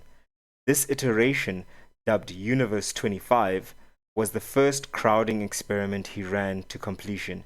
As he had anticipated, the utopia became hellish nearly a year in when when the population density began to peak, and then population growth abruptly and dramatically slowed. Animals became increasingly violent, developed abnormal sexual behaviors, and began neglecting or even attacking their own pups. So that, in a nutshell, is what we're talking about. But You how know, it just seems so aligned with human beings, right? And I mean, some people would say that this is because of overpopulation or whatever, but it's really just people stacked on top of each other. Because there's more than enough space on Earth for people to spread out, right? yeah, of course, of But they course. actually just you're pressed, it's pressed down and squeezed out like into this one. I mean, think about it. Don't they call them the burrows? Like, isn't that where rats live? Yeah. Like, it's not. They're not even hiding it, right? So the New York burrows, like, What is this about human beings? You know, we, like you said, there's actually plenty of space, but human beings can go against their natural instinct. well, it's we Um, want to be tribal, right? Isn't that the natural instinct? yeah, but that's what makes it Even so if the weird. tribe is like 350 million people, like, no, I'm a part of the tribe. Mm. I'm complaining about them every day, but I won't just go over there. Yeah. And then you can get into the whole thing of like, is it designed like that? You know, how can government really control and milk people if they all spread out everywhere? You know, what could you really do? You can't really control people that way. No, you If they're can't. all in one area, now I can say, no, I'm the mayor of this town. Look, let me tell you this. Let me give you an example. Um, in South Africa, during actually even pre-apartheid, during colonization, um, when like Oh boy. shortly after the British had like defeated the Zulu, which were one of the major like opposing forces for really dominance in that area, right? Because nothing was, you couldn't colonize anything until like they defeated the Zulu, the Xhosa, and some of the other tribes. But these were like the two guys that were like these two nations were really troublesome because they're large. Um, and this is historical fact, they had a problem. Now they had the land, but they didn't have the labor to work the land. And they didn't have the labor to work in the mines. So what they did, this story concerning the Amahlubi. The Amahlubi, yeah, it's Amahlubi. if you ask a Zulu person, the Zulu person will tell you Amahlubi are part of the Zulus, and if you ask the Xhosas, they'll tell you that Amahlubi are part of the Xhosas. Uh, but actually, Amahlubi are their own nation. They have their own king. They were never conquered by the Zulus or the Xhosas. It's just that their territory was split up into the Eastern Cape and KwaZulu Natal. So, you know, if you ask a white person, they like don't even know what that is. Um, but the point, going back to the story, the English were like, okay, we've got a plan here. We are going to tell them that this tax that we've been getting from them, we're no longer going to accept livestock or other forms of payment. We want money. And the king and his advisors, they're like, okay, these white people want this money thing. We don't have that piece of paper. So what we're going to do is every family will send one or two of their boys, men, and we'll send them to go work so that they can earn some of this money, and then we'll use that to pay the tax that they want. Great idea. They send some of the boys mines, farms, they earn this money thing, and they pay the taxes, and with the leftover, they were buying guns. So that now the Hlubi tribe or nation had a stockpile of guns. And the English then watched this and they're like, oh, that's problematic, right? Because it's not really, Yeah. the system isn't really working. Like, yes, now we've got the labor, but these guys are also buying guns. Um, So basically, they now it becomes my memory becomes a bit foggy, but they um, gave an ultimatum, and then eventually it turned into a battle, and then because they just didn't want them to have the guns, and then And imprisoned obviously, the there's a bunch of other things that take place in between yes, and then that they we obviously don't know about, like, yeah, and then you know, they things that become contested. imprisoned the king, as I remember correctly at that time. So I believe he may So have even this hasn't been got anything to do with when, like, the chiefs who were selling their own people as slaves. no. This This is isn't that nothing to story. no. This has nothing to do with that. This has nothing to No, do with just that. it reminded me of that, where No, this one lady was saying how those are the real traitors who sold their own people to the British yeah, that happened or in to the West Africa. Americans or whatever. That happened in West Africa, and I think maybe a little bit in Angola or Mozambique, but it wasn't really a story here. Um, the problem, what I'm trying to bring it back to, is this story here: is that if we draw a parallel to this case where the English needed labor and they needed a system that will force people to come and work, because if you don't come and work, if you basically the problem is that the Hlubis had their own land, they're farming successfully, they have their own cattle in droves, so they have everything they need. They make their own clothes, they don't want to wear your shoes or your leather or your hats or stuff. They've got their own system, they're living their own culture, they're able to feed themselves, govern themselves. It's a parallel society. You can't control that society. In order to make Okay, their so that's system, how you're tying it back in. I was wondering where you were going with it, yeah, but that's what I'm trying to tie it you're into. trying to talk about the thing I said about you can't govern them if they're Yes, you all spread can't out govern doing their own people. thing. You can't govern people who are wholly self-sufficient.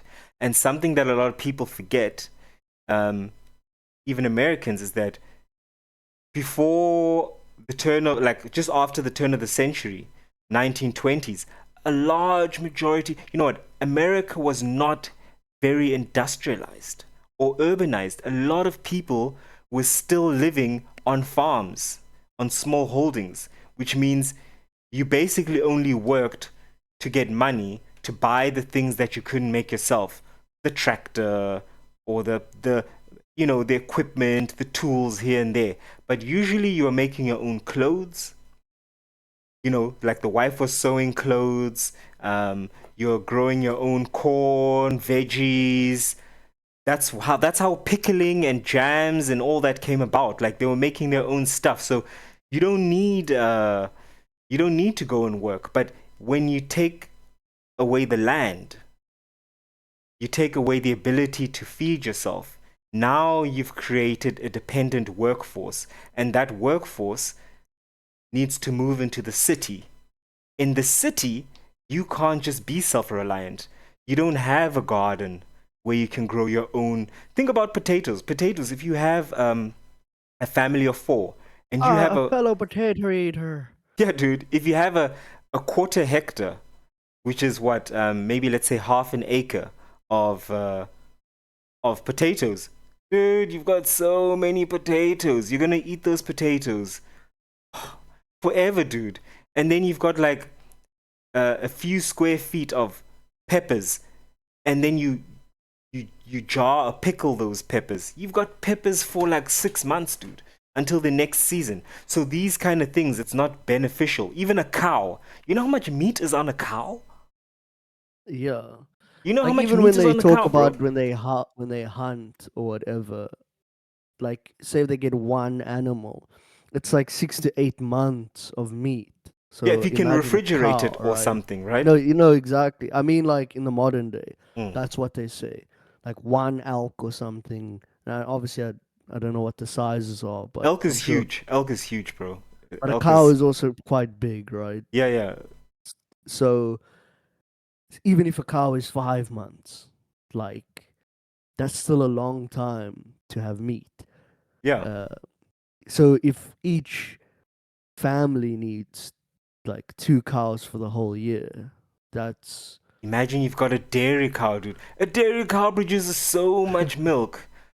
Like that's yeah. why they came up with yogurt and butter and buttermilk is Yeah, because look, it's too you much were milk. talking about preserves, right? But it's something, and I like, look, I understand your point, whatever you were trying to say about the Zulus and stuff. Yeah. I'll re-watch the podcast to get that history lesson. But what I'm saying is that the thing that fascinated me quite a bit was preserves, soups, breads.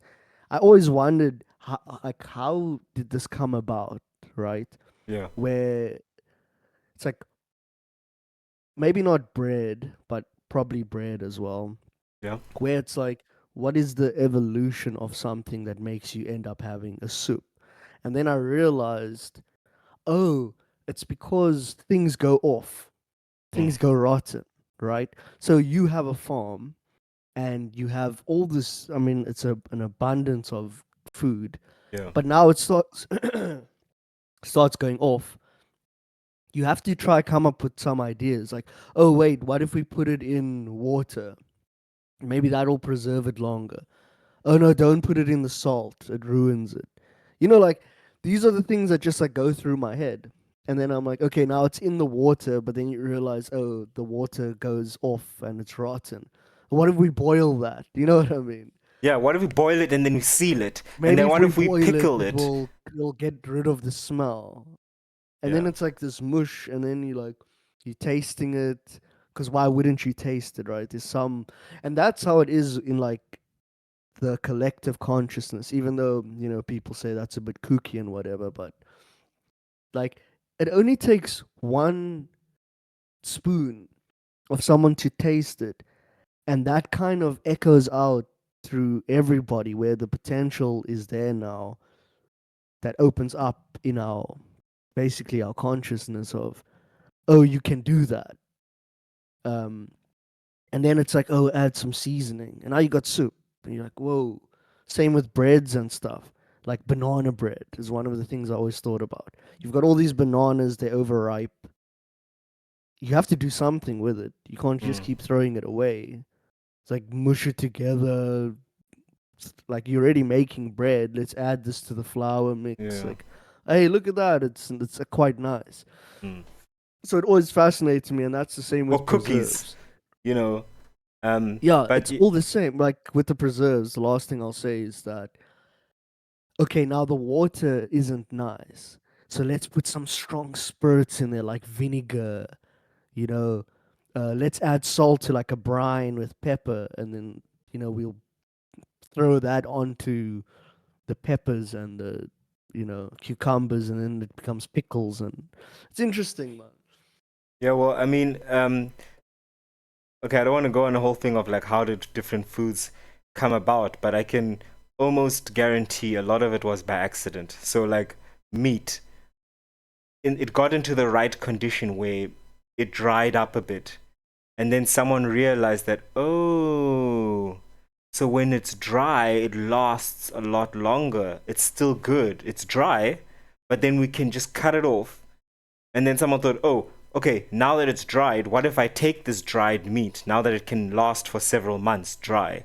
What if I cut it up and I cook it again?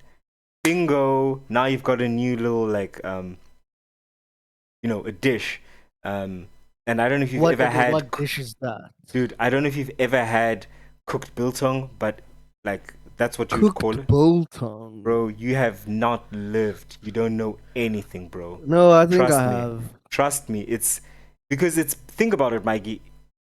Of course, you can eat just the dried meat, but if you're going to have a warm meal now with your potatoes or whatever, because if you keep potatoes in a dark, cold area, you can hold them for quite a bit. Look, I've had biltong steak. I don't know if that's what you're Yeah, talking about. dude, I what's the just had a difference? small. No, no. What I'm saying is, um, the chick just came with like a breadboard and it had all these cut up pieces of meat on it, and she's like, "Oh, this is the biltong steak." Yeah. I'm like, "What?" But in my head, I was thinking that they used the seasoning of biltong. Yeah. and then they just make the steak No, normally. no. You can actually So just, maybe I've had that. you can And literally it was just quite take the meat delicious and cook actually. it. Yeah, it's delicious. But look, going back to this whole point of control, um, Boying. Oh jeez. I don't, I don't know Oh, that's a t-shirt. Anyways. if it's a conspiracy. You know, the thing with conspiracies is always that, so this control of people and then the push for urbanization. But if there's no kingdom, you can't have a king. Or a king has less power. And that's always been an obsession for a while. We know this. So in the Middle Ages, a king was only as strong as his alliances with his fiefdoms, with the lords, right? But if you want, the most powerful kings were the ones who had direct control over a standing army.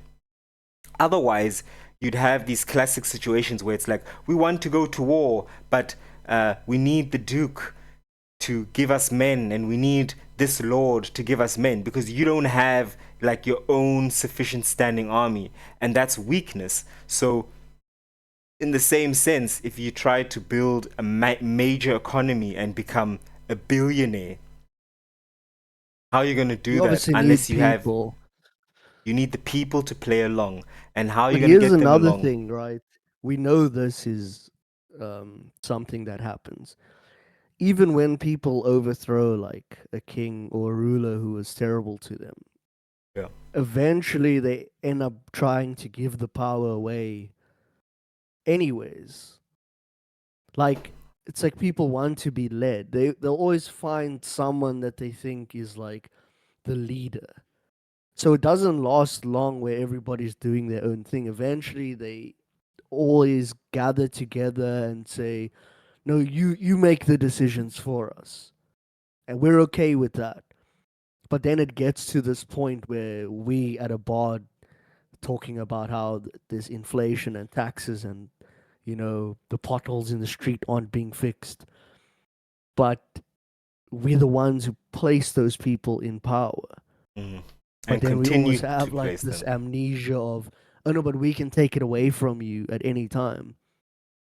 But Bingo. we're just too tired and medicated to do that.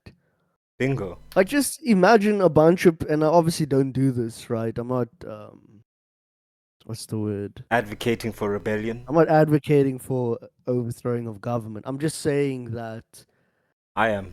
if a bunch of people, if everybody just said, like, let's say New York, I don't know why we're talking about New York the whole time, but everybody in New York just decided, you know what?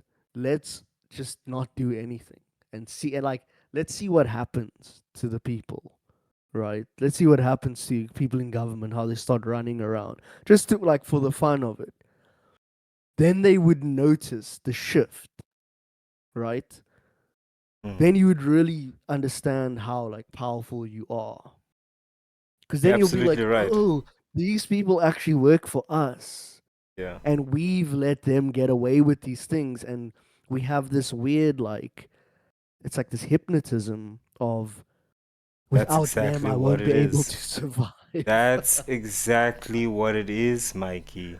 And Oh that's my God. why getting people into a system where they are always renting or owe you something, that's the way they do it. I mean, think about property taxes. Oh my gosh, I get sick when I think about this.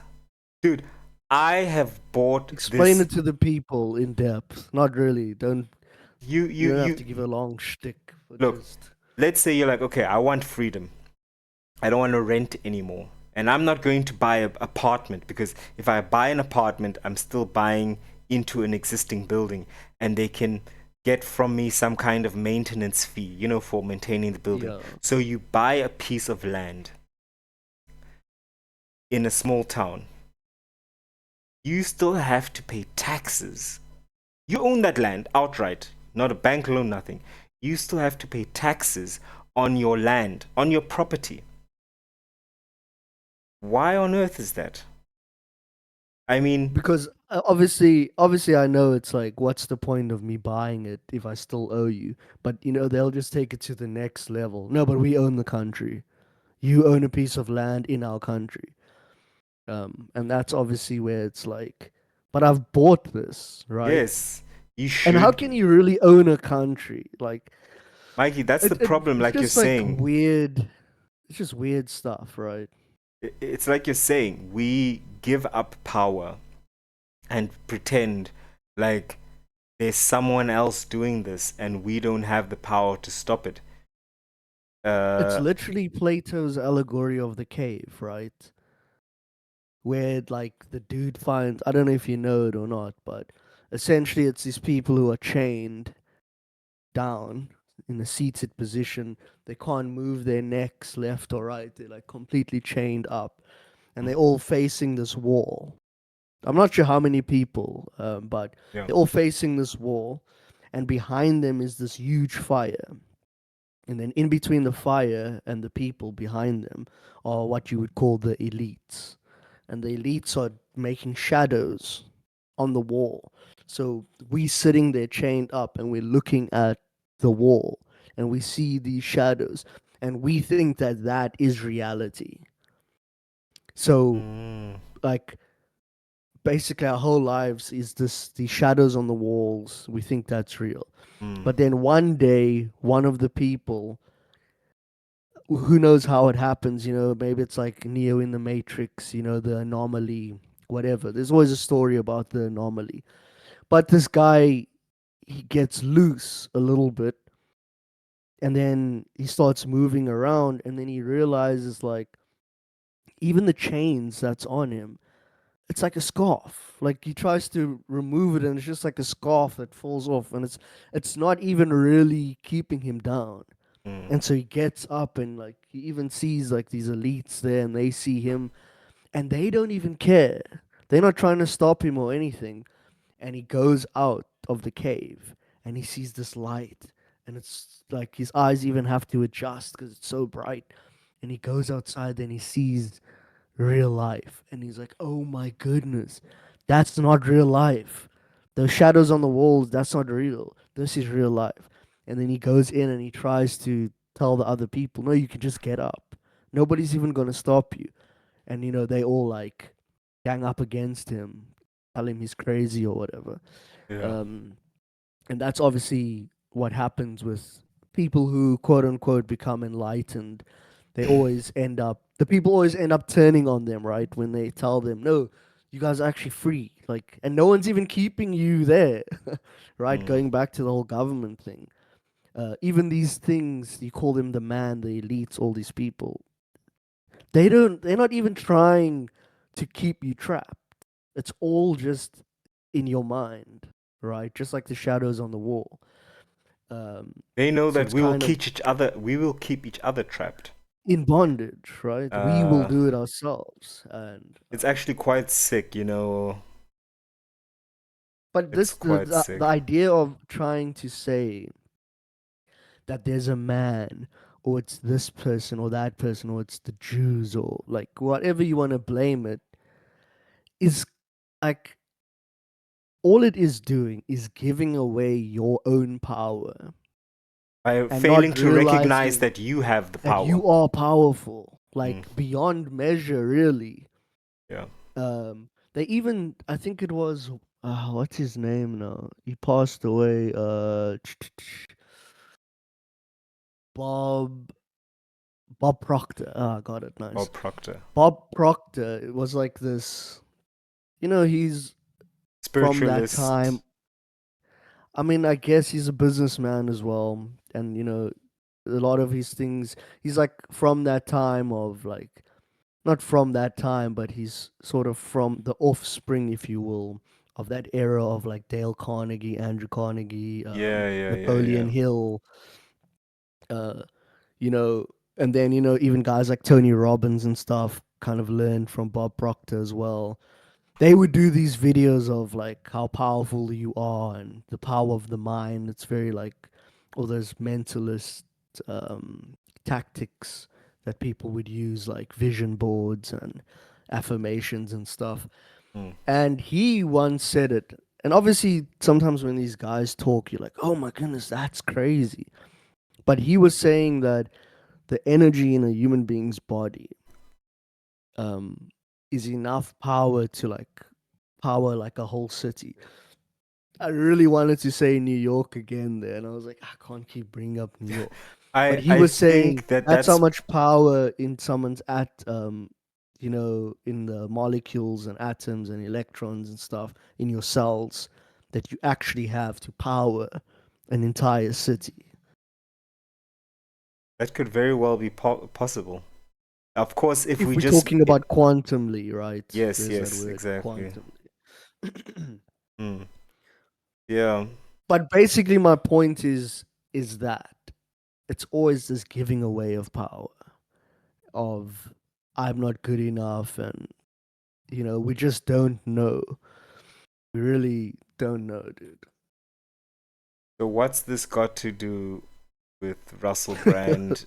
With Russell Why Brand and you the keep bringing up 16-year-old? Russell Brand? Leave the dude Dude, that's the alone, dude. crazy thing is that those two things, they live in the same plane, in the same reality. In And what like, way? To me, it doesn't seem like it's even related. no, it does, because on the one hand, we're talking about shattering paradigms that we've That's held. crazy that you said paradigm because that was, oh my gosh, how trippy is What? that? What? Because that's Bob Proctor's big thing, is changing paradigms, shifting paradigms. Yeah. The fact that you use that word is way more trippier than you think. Like why you would choose to use that word. Yeah, because that's what it That's is. like his big selling point Yeah. was paradigms. We live within within societal as well as self-imposed paradigms. So things like what you're supposed to do and you can't do that. Why not? It's not gonna hurt you. It's not gonna hurt me. It's not gonna hurt the environment. But you're saying I can't do it. Why not? Like for example, this thing of lobola. Lobola is a bride price in Southern Africa, and I think in many other African countries as well. You know, if you try to get married You without basically paying, sell your daughter to a guy, well, isn't it? that's how it's used today. Originally, it was something completely different. It was actually a means of seeing how much can you gather to actually sustain a family. Because what you'd do is you'd get the cattle together, and then you'd bring it and show it to me, and then I'm like, okay, now you can take this back. And um, right? It's a And wealth thing, right? Like yes, at least show me that my daughter is gonna be going to eh, like a good home. Some might say, and others might say it's a greedy father who's like this. His daughter is kind of his like that's a I wouldn't say product. That maybe it's a little bit rough, but prize is a prize. yeah, Is a this is like a prize. commodity in a way, and A commodity. like A woman was seen you're not and gonna try take this from me if you're not gonna give me something from it. Is what I'm saying is a distorted view of it as well. yes, Is what some people have pushed back on, right? but I mean, for So example, there's that as well. consider the inverse of it. A dowry. Yeah, it can be beautiful. No, no, think about this. A dowry. Listen to this. A dowry. You know what a dowry is? I know, isn't it basically just a lobola in like England or UK or Yeah, something? but as a father, I have to pay the man for taking the burden of my daughter. You get it? I'll pay you. Just take her. You see what I'm saying? Here, That's this is such a crazy, burden. dude. I'm paying you so that you She's can do pretty. something. Ew, no one wants her. You see, so that's the opposite. Like, on the one hand, you have a culture that's like, this gender is powerful and has value as she is. She is a value. And you want to take this valuable human being out of my family? And on the other hand, it's like, well, I mean, since you're gonna take her, let me just give you, in advance for all the food she's going to eat. Like it's a different. So, Yeah, but is it? is that what it's based in, Yeah. Or is Yeah. it like there's too many mouths to feed here? We've got like 9 children. These girls are getting older now. We can't, this is not sustainable. I'm gonna like, hey, you guy over there who's the blacksmith, um, don't you want to marry my daughter? Yeah, but that's what Yeah, I'm I'll even talking pay you about. for it. Yeah, but But that's I'm what I'm saying, like, like I said, I told you, I imagine everything that happens in my head, these scenarios and things, and I sometimes just wonder how much of that is an aspect as well. Yeah, but you're saying the Obviously, there's same thing like, I'm saying no, because I'm not arguing. I'm just where trying to put it out there, yeah, right? where one is saying that this woman is an absolute asset, the one is saying it's a liability, but I'm willing to pay you so that you can take it. But that's not my point. My point is, even though we've changed and our societies have changed, economically we've changed, today there are still people who will say you can't marry without paying lobola, or like, and that's thousands of pula, for example, the currency there. But you could be using that money Which is to, Botswana. yeah, you could be Pula. using this money to make a down payment for a house. You could be using this money for all the things that you need as you're starting your new family. And then you've got in-laws who are demanding that you pay some kind of a establishment tax. But that is, and the idea of not doing that is so, like, what? How can you? No, that's not right. Like, I must do this. That's a paradigm. You're stuck in a paradigm that's not, that's now divorced from realism. You understand? But It's it's divorced like it from the all comes current. down to, you know, like that could only come really from someone who is experiencing lack, where they would stretch it to the extreme, right? If someone is wealthy and stuff, there might be some parameters there, but they might go a little bit easier on some dude who wants to marry his daughter. But if you in lack and this guy wants to marry your daughter, you're gonna get really specific about numbers and what needs to take place so that you get your full. Um, I think it's just about the paradigm, son, because I've seen people who are wealthy Who who still do still it? who still insist on that. Um, Wow. you know, it's just a thing of your culture was created out of necessity. So people 100, 200 years ago saw that these are the circumstances, and uh, we need to create a tradition that will amend this or fix this, right? And Yeah. that's how a tradition starts. And when things change, we as human beings are still looking backwards and saying, but that's our culture. No, you should be looking forward and saying, our situation has changed. Now we create a different culture. So in some cultures, it's like we should bring, at the wedding, we should come with money gifts because this is a new couple and they're starting a new life. It's going to cost money. They're going to have an empty flat or an empty house, um, or But even, that's the normal way, right? If we look at like if just two people get married, the family's supposed to come around and then you see like, oh, the one auntie bought pots and pans and this person brought this and this mm, guy has like a sofa that he's buying them. mm, Like a that's how fridge. the fridge, because a microwave, like these are the things that you need. At least that's what it's supposed to be, right? Yeah, I All think the that's a family get healthy. I together. think that's a healthy culture. That's a healthy tradition. That makes sense. To me, that's like, yeah, thank you. I imagine you start off and you've got a fridge and a microwave and a sofa, Oh, maybe even a bro. TV. You'd be like, oh, okay, we can actually do this, right? Mm. maybe she won't be so unhappy anymore. But But I was laughing about something you said earlier, and yeah. unless you want to say something, because I was going to No, segue into no. something Let's close the hilarious. loop on this. Yeah, yeah. No, no. It wasn't about this. It's like it's Yeah. just what you said about the tradition thing. Yeah. So yeah, so it's when I worked in construction. There was a guy.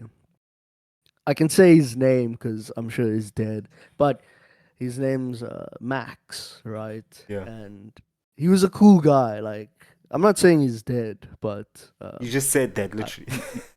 no, I'm saying he might be dead. You Okay. never know. Okay. But really cool guy, very talkative.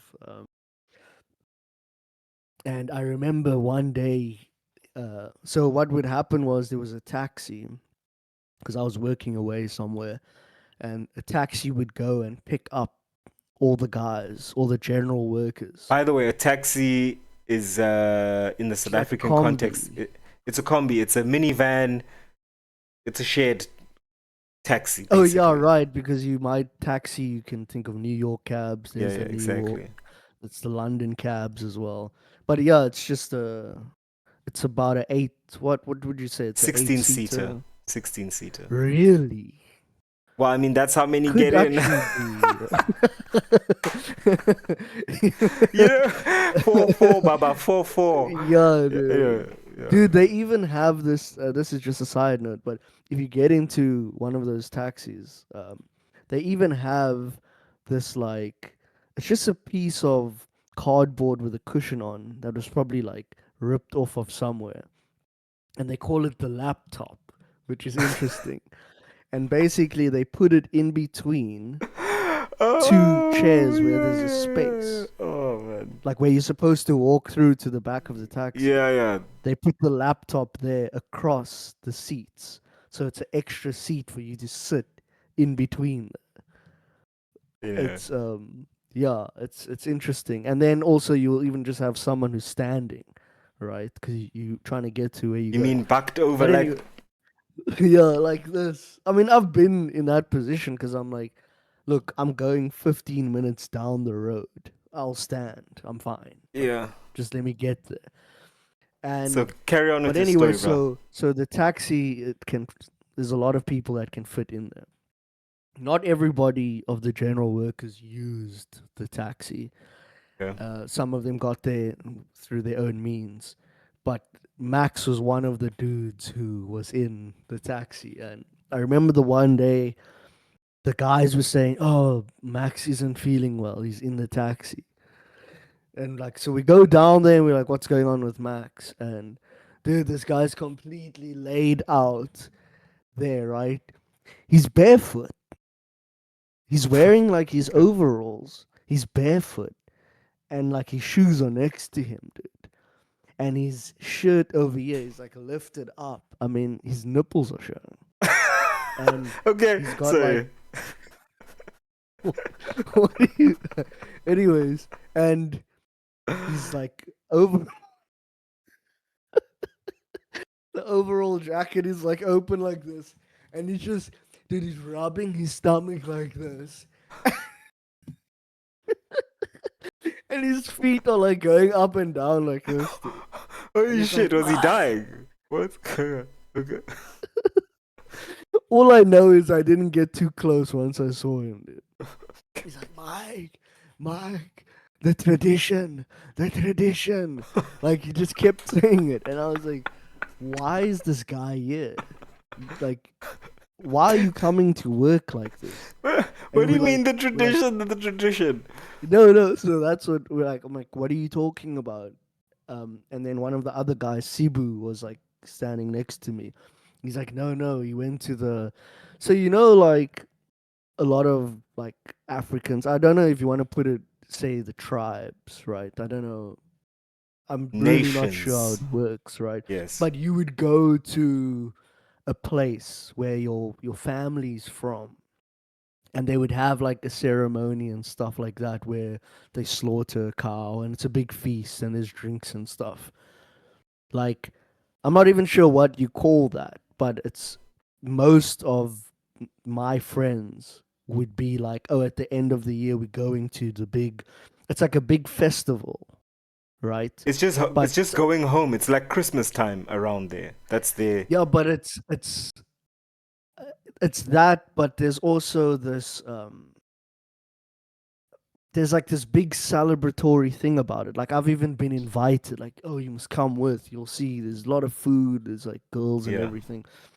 But anyways, but those things also happen on a smaller scale. yeah. So if you are off of work for like a couple of days, some people would go back home for the 4 days and they would have like a party and stuff. So he went to one of those and he came back and I don't know what happened, but Sibu was like, oh, he went back home and stuff. And he's busy, dude, the tradition, it's the tradition. We're like, what are you talking about? So he was saying that there was like a traditional ceremony or whatever. Yeah. And I don't know if he ate something bad. He was talking about his wife made the food and like still to this day I'm so confused, dude. But this guy was so sick. Like, dude, I've never seen it happen in real time. It's kind of like this one Billy Carson video that I saw where it was rough, but um he's lying there and dude he's completely sweating and then literally in 1 minute he's shivering there like ice cold. Yeah. Like Yeah. like Yeah. dude, it was the worst. And I just said, and this was at the time when COVID was just starting to loom. This was end of 2019. Uh, So 20 what? 2019, I was like flying a lot back then. Yeah. And people wouldn't believe me, dude, when I said, dude, every time I go to the airport, I'm seeing people with masks on. Like, Mm. I don't know what that's for. Not everybody, just a couple of people. And it's like, why are these people wearing masks? Dude, this is way before there was anything on the news about anything. And Mm. then there was this WhatsApp video that went around about COVID. And they were showing people wearing masks. And I'm like, oh my gosh, dude, I've seen this. I saw this like a month ago. Mm. They're like, what are you talking about? I'm like, no. I've seen people wearing masks and I didn't know what it was for. But anyways, Mm. so now imagine this guy is busy tripping out like that. I immediately thought, oh, this guy might be sick like that. But it's just you talking about the tradition and that thing. I think it was actually a wedding ceremony that he went to. Now that I'm thinking, Dude.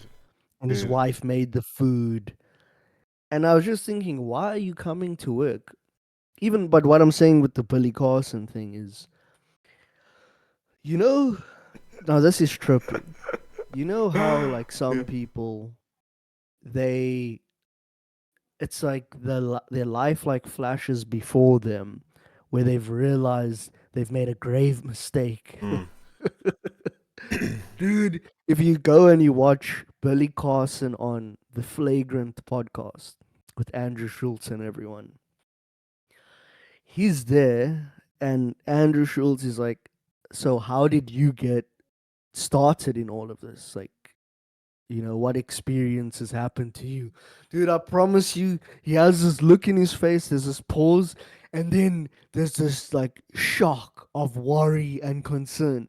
And he immediately, dude, the sweat just immediately shows up on his forehead. What? And he immediately starts crying. And you're like, What? what the hell is going on here? And basically, he had a family. He had a wife and children. Mm-hmm. And he was sitting on the couch, right? Now, this is what I would call the phase. And if you now this is what's trippy about it is that people will literally change their lives because of something that happens in the phase. The phase is essentially you're dreaming but you're awake. It's obviously also known as lucid dreaming and stuff Like like that. Insidious. But there they made What it, gave it like Oh, The is that movie in like a Insidious. movie or something? Yeah. But Anyway. yeah, so basically, he said he was sitting on the couch and he was like, I'm trying not to mix two stories because there's another guy who has the same type of story where the children weren't trying to go to bed. But it's like a school night. And so he's like telling him, Mm-mm-mm-mm. hey, don't let me get up. Like, Get back to the go first sleep. story. Let's hear Billy Carson's story. No, this is Billy Carson Okay, okay. talking to his kids like that. So he's sitting there, and then he says, like, all of a sudden, there's like these three aliens that like appear in front of him. And everything he's saying is so typical of the phase where you're screaming, and like, that's what I'm saying. It's not exactly a lucid dream, but you are experiencing something that isn't the anchored reality. So he said he's screaming and he's screaming, ah, ah, but like no one can hear him, right? And these aliens are there, and I can't remember what he was saying about them or whatever, but then obviously he woke up from the phase, and then he was panicked and was telling his wife and his children like what happened, and he wouldn't let it go, right? And then he actually says that he ended up getting divorced from that wife, and even his kids, they like, the Why? relationship is Explain this. broken Why did they divorce? because he wouldn't let it go. He started like, he wouldn't let the aliens thing go, and he started doing research, and he started doing all that stuff. And he wasn't, I think he was even saying that like he wasn't even going to work and stuff. He would just like be researching this phenomena, and eventually they're like, oh, your father's gone crazy. Mm. But what I'm saying is the look in his face, like, when someone is like talking and then their face literally turns upside down, like sweat out the forehead and then crying. And I Yeah. was like, that to me looks like someone who is, um what's the word I'm looking for? I guess struggling is another way to say it, but who's struggling with the fact that he might have made a mistake With the family and with the wife and the with kids. everything that he did, right? And yeah, it was trip because even like Andrew Schultz was like, I know people who can like fake cry and stuff, but I've never seen someone who just burst out into sweat. Mm. Um, but you should have seen his face, dude. How, like, I mean, you can check it out if you want to, not now, but I mean in your own time. Mm. His face turns like that, dude. His eyes, man, it's so weird. But that reminded me of how Max was like, just the sweat just appeared on his forehead. Um, but that's a lot of these guys, right? With they change their whole lives based off of something that happens in what I call the phase. And this is also with these alien abductions and stuff. That's all it is. It's like, it even Mikey, happened to so me we're last talking night. about Billy Carson, the black guy who's like in the cyanide manuscript. Yeah, the Sinai Okay. Bible. Okay, not that I'm You trying know to who Billy Carson is, yeah, though. yeah, not that I'm trying to discount him or anything. I You know believe what's that he interesting? Sorry, continue. no, I believe that he had a genuine experience. But this was before he met his new Asian wife, correct? Yes, yes. Now he's married with a new kid and stuff. He act like he doesn't talk to his old family. That's the thing. Mm. So yes, Just in right case now anyone is he's wondering, this wealthy. is the same Billy Carson we're talking about who had a serious he also had a serious encounter with Wes Huff, which also caused him to have You know what's interesting? his problem is, I think is, sorry, I just want to add this. I believe that he had a serious experience. I believe that what may have happened as a consequence of that was the lack of knowledge. So if he had known perhaps at that time already about Thomas Campbell or Exactly. something like that, it wouldn't have shattered his world. It's kind of like how some people smoke weed and then they completely change. Or maybe let me put, that's a bad example. Let's say someone does like MDMA and they change forever versus someone who's like been smoking weed and it's like, oh, these are just drugs. Like, I know I'm supposed to expect this and this experience, or something is going to be mind altering. Where someone who's completely uninitiated has this experience and it just completely, they're like, what happened? What? I don't know. What's up? What's down? But I also think one of his faults was that he didn't necessarily, I don't know what kind of researching he was doing. You know, sometimes people don't do thorough research where they check all their sources.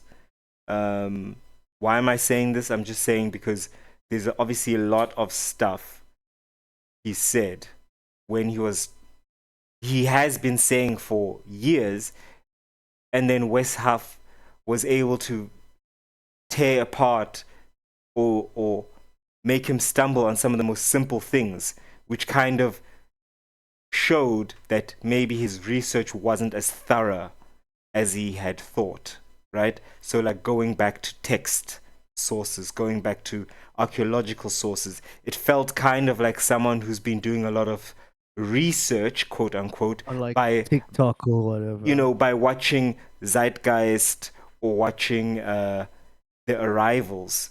You know, I also know a lot of people who watch Zeitgeist and were like, oh my gosh, you see, the Jesus is not real. And I'm like, dude, half of those things are fake. Like Horus never had 12 disciples. Like any Egyptologist will be able to tell you this. But if you don't know, and then you have the convincing music and everything, then you'll be Look, there's sold. obviously, yeah, like I've been down the rabbit holes, and Yeah, we know both. We both know look, Arrivals. no, but there's a book that is still very puzzling that no one really knows about. It's called like, I can't believe I'm blanking on the name, but it's called like the seven. It's called like the seven crucified messiahs, something along those lines. Um, Maybe you can pull up the, just Google it. You don't have to like show it, but the seven it's like the seven crucified seven Messiah's book. crucibles, you mean? No. Messiah. Or you can even just type in like the book about all the different messiahs that have sort of the same origin story, something like that. I read it a long time ago, dude. Okay, well, there is a book that What's it I called? found called, this is from Wikipedia. The World's 16 Crucified Saviors. The World's Yeah, I think 16 that's the one. Crucified Saviors, or Christianity before Christ, containing new, startling, and extraordinary revelations in religious history, which disclose the oriental origin of all the doctrines. Bum bum, not a surprise, we've known this forever. Principles, precepts, and miracles of the Christian New Testament, and furnishing a key for unlocking many of its sacred mysteries, besides comprising the history of 16 heathen crucified gods, is an 1875 non-fiction book written by American free thinker Kersey Graves, which asserts the fringe view that Jesus was not an actual person, but was a creation largely based on earlier stories of deities or God-man saviors who had been crucified and descended from the underworld. Just to throw a few spanners into this, first of all, 1875, interesting time in the world. Lots of people have this assumption that if it was written 100 years ago, it must be real. But one thing you should understand is that at this time, there were still people debating whether or not cities like Nineveh, Sodom and Gomorrah, or even Jericho and Troy were real cities.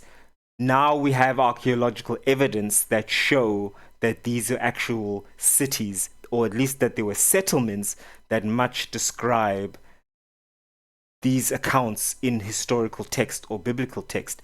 And we also, since then, have found the ancient Dead Sea Scrolls, which at least push our earliest verifiable source material back 1,500 years. So if you read this, just take a lot of salt and pepper. Take a lot of salt and pepper. You know, You like, mean no, take like, really, like, read with a grain of salt. No, what I'm saying is that that's not what you obviously have to. And I'm saying don't read the book, whatever. mm, Basically, they just line up the similarities in all the different stories, like the virgin birth, all that type of stuff. Like even mm, Krishna, for instance, was also born of a virgin and was also crucified, right? So those are the types of things that they, with all these 16, it's the same type of plot line. That's basically what that book is saying. Like I said, I read it like a very long time ago, probably like and this is 1876. and this is Jokes. exactly my point right here. But I want to, Um, like, I don't want to is miss the West half thing. Like, Yeah, let's, but here's because the there's thing something that I want to say about I that. just want to bring up one point. You just mentioned something very interesting. I googled, was Krishna born of a virgin and crucified? Now, I'm not an expert in Hindu mythology, but I've read the Mahabharata, as well as dude, these The names are Bhagavad so Gita. Ashvabha Gita. I don't want to butcher the names, but it's difficult. Ashtabharaka Samhita. Okay. And I just googled You it. asked for the name. I got an AI answer. No, Krishna was not born of a virgin, nor was he crucified. According to Hindu texts, like the Bhagavata Purana, Krishna was the eighth child of Devaki and Vasudeva, and he died after being shot in the foot by a hunter named Jara, not through crucifixion. So this is what I'm talking about. Um, but if you don't do this kind of research, you get easily taken in. Yeah. That's why I always say, like, you know, just I usually watch those and I'll be like, wow, interesting, interesting, interesting. Then I go and I fact check some of these things. Today, it's obviously a lot easier than it used to be because I mean, even through OpenAI's digitalization project or AI project, we've just got everything digitalized. I can even look at I can look at a facsimile of the original manuscript or like um, cuneiform tablet, which wasn't available before. So, ironically enough, though, I feel like we're getting dumber these days. Like people get more easily taken in, even though Yeah, I there's mean, more it's knowledge available. like But relying on ChatGPT to think for you. yeah, Whereas, like, instead of maybe going on Google and actually citing the sources for yourself, deep yes, diving and asking more questions, yeah, of course. instead You of can't just letting the AI do it for you, Yeah, right? not everything can be fixed just with the Google search. Sometimes often you have to really go deep into it. Like, um, And find books where it was written in people's actual, like, you yes, know, you know, thing peer because reviewed. But another thing, yeah, what I wanted to say is that there's this guy, I watched this video very like recently, and the dude was saying that his name's Myth Vision, myth and vision. he Myth Vision, yeah, you can see he's like one of these Okay. Gnostic dudes. You know, he was a Christian for 30 years, and then now he's doing like the Gnostic stuff. A lot of talks of the monad, those types of things. Okay. Where it's like we believe in God, but the God that Jesus was talking about isn't like the demiurge or whatever. That like it's a lot, but basically they're saying the Old Testament Yahweh is the demiurge, Mm. and Mm-hmm. Jesus was actually talking about the monad, who's like monad is a Greek word meaning one. That's why they would try to even speak about it in the Old Testament, where it's like, Yehi, O Israel, the Lord your God is one. Mm-hmm. Um, but anyway, so basically they were saying that, or these, like, that's what Gnostics really believe, is that Jesus was talking about the monad. But essentially, he was talking about that whole thing with Billy Carson and Westhoff. And he was actually saying that, like, it's a lot, dude. And I don't think that I should be like bringing it up right now, because it's like without having all the information. But essentially, he was saying that Billy Carson was right about um the resurrection not being true, and how even the copy that Wes Huff grabs Mm. isn't the the copy that actually has the information in it, where he's like, well, I've got the Codex Sinaiticus right A here. facsimile, yeah, a Yeah, but copy. then that myth vision, he does like a full deep dive where you, at the end of it, you like, you scratch your head and you're like, why didn't I watch this before bed? Yeah. Um, where it's Yeah. like he basically breaks down like the Gospels and how, um, even the timelines we have it wrong, where it's like Matthew is like 90% of it is copied from Mark, and it actually came after Mark, and they put it in the Bible that way. Also, they talk about the resurrection, like that. He was saying that the actual story ends with the woman run away screaming in fear because the tomb is empty or something. No, Um, and he's like, yeah, that's how okay. you, it's like, I don't know, like you were saying, that's how you would end a story. Like, it's like and then the woman ran away screaming. That's the end of the story. Mm. You would have to check it out yourself, right? But he's basically, the video is called My Response to West Huff. It's lit, dude. It's like an hour and a half, maybe even 2 hours. Mm. And it's this full breakdown. How he even says that West Huff is a Calvinist. He's like, this is one of these denominations of Christianity that he doesn't actually tell people that he is that. And I was like, Calvinist? Like, what is that? And it's also like this another thing of people who have like certain beliefs, like Jehovah Witnesses and like that. It's interesting, man. A lot of information, like, but what you said was the perfect thing. You said, you just do your own research, Yeah, I just question wanted everything that the people say, deep dive. what I well, one thing I was gonna ask you, and I don't want to sound like a stick in the mud. And you don't have to answer now, but like, what are Myth Vision's qualifications? Right? Like, how Yeah, in I depth don't. is he? Because if you've got someone who can actually read Greek, right? And I've even spoken to you, like, you've got someone who can actually read Greek, ancient Greek, then and it's got a master's or PhD even in this, and like works in the field, like his day to day, what he earns, he has to work with these texts. Then it's like, okay, I get you have your opinion, but like, what are your What sources? I'm saying is the Um, videos, and we know this, right? The videos are done very well, yes, and it's very captivating. And so yeah, you go like, but then it's like sometimes you'll do a quick Google search, and then it's like, oh well, he's actually wrong about this part over here. yeah. Now the theory that And then the house of cards starts falling down, right? yeah, So Myth Vision, I mean, I don't know his qualifications, but he's a guy who, I mean, they like to use that term of former Catholic or whatever it is. yeah. So And he's Greek. so, You can believe him. He was in there. yeah, because I was in it, right? Yeah. But there are some, like, you would have to check it out yourself. Like I said, it's a long video. Yeah.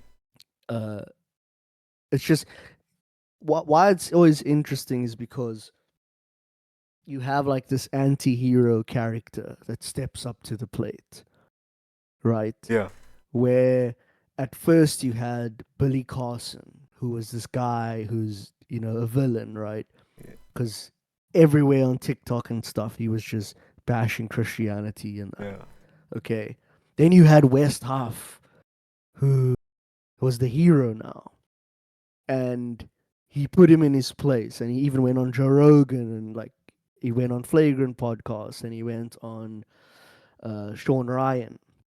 Now that's where Myth Vision comes in. He's like the anti-hero now, who's gonna Yes. take down West Half. So the thing is, it's theater. It's a lot of. It's Yes. just like It's it's almost theater. like just entertaining, You know, but I like I think here's the thing, right? Like my personal beliefs aside, um something we have to understand, and we make this mistake often. We assume that people who lived 2000 years ago were very stupid. We're so smart. Those guys, you could have taken like a dove and pulled it out of your sleeve and they'd have been like, "Ah, magic." No. Um if you really pay attention, you realize that they're not actually like that. I mean, for example, like Paul, right? Paul, one of the apostles who never Saint met Paul. Paul, yeah, he never met Jesus while Jesus was like before he was crucified. Um, although he did have the vision of Jesus on the road to Damascus. But Which is also a very contested thing, but continue. that's what I'm saying. But my thing is this: you've got this guy who's studied in law and a Roman citizen, and you can tell because of the way we spoke about this once. When you read like Acts and how he navigates people trying to stone him, and then like how he negotiates with the Roman soldiers and centurions, and you immediately catch that this is a smart dude. This guy's smart. I mean, everyone, you have to read it for yourselves. Just get like if you're not in the mood for reading, just get like an audio book and just like listen to Acts and just follow the story of this guy. This guy's smart, and critical in his thinking. So he's the kind of guy who's like, oh, that sounds like BS. And now it's quite interesting that like this guy was convinced by whatever it is he saw or experienced. Another thing I want to bring in, because I don't want to get in too much into that, but it ties in well with what I'm saying, is that these people weren't dumb, most of them. Some of them were fishermen, it's true, but some of them were very educated people for their time. So they're critical thinkers. They had also studied philosophy much more than many of us today, right? Which means, and we've all studied, like, some of us know about Plato, Herodot, and how they think about things. Like, can something be black and Dude, white even at the if you same just time? read Hesiod's Theogony, and Yeah. you like, I am out of my depth reading this. Like, Right? And that was thousands how of is years this ago. guy from back then Yeah. writing this? And you're like, you're almost ashamed because you're like, I don't know half the words he's using. Yeah. So And it's not, the yeah. concepts, you know what I mean? Like, it's not someone who just woke Well, up to and, those who don't know, Hesiod's Theogony is basically the story of Olympus, and like with Zeus and the Titans and Kronos and Uranus, and yeah, that basically how the whole pantheon started. yeah. It's And, very good. You should check it out. and, it's what I'm trying to get to is that, in You're general, saying that just because people are from that time, that doesn't mean that they don't know what they're talking about. Even yeah, though I today mean, we can sit behind a computer and we've got everything at our fingertips, dude, that doesn't make you smarter than them. what would make someone from back then who is not a moron take the time? Think about how difficult. You just said it yourself. It's so easy for me to go onto Facebook and just blurt out my opinion on something. That's so stupid. You're a Oh troll. boy. But what if I had to actually take the time to get parchment, right, which is expensive, or papyri, which is an imported product, and then I have to sit there and I can't just journal everything that I want and then roll it up and throw it away and like I'm gonna redo this. I have to sit there and think, okay, let me give an account now of what really happened. And even I think it's Luke is like this. He literally starts his book with um, the things I'm about to tell you, many of them I have not seen myself, but I have taken the time to make an honest account of the eyewitness accounts of people, blah, blah, blah, blah, blah. So this is a guy who's telling you from the get go, like, look, I didn't see this, but I did take the time to ask people and like check what did they really see and what they experience. So, Yeah. you know, and at the end of the day, I think what's important to remember is the part that we can contend is, did he really arise? But the fact that he was born, that Jesus was born, lived, was crucified, these things I think are less historically debatable. Less debatable Yeah, than like things like than things we know about Julius Caesar, for example, because of the many eyewitness accounts and records we have, uh, and the impact that it made, whatever it is that he did. But whether you now believe that he's really the Son of God, that's your own thing. That's obviously a faith yeah. thing. But I think that if you, and I think that's where, if you were to like debate this whole thing, that's where you should debate it. If you try to debate like the historicity, you're gonna end up looking stupid because There's a there's guy, a lot his of, yeah, name's Josephus. yes, He wrote this book. It's called like The History of the Jews. And he's got Jesus in there. yeah, And but his whole thing is it's like it was a guy who was like, he was a part of the Essenes Essenes, and yeah, which is a sect or a, exactly. yeah, or a And belief school. I don't know how to put it. Yeah, it's like a it's like a secret school. no, And not they, secret. I mean, they were, for example, they they don't were the really go Pharaoh. around who and like spread their beliefs. So this is why I think it is Josephus who writes about like they didn't really support him because you're going around to the temples and stuff and you're making a scene. You're making a S scene.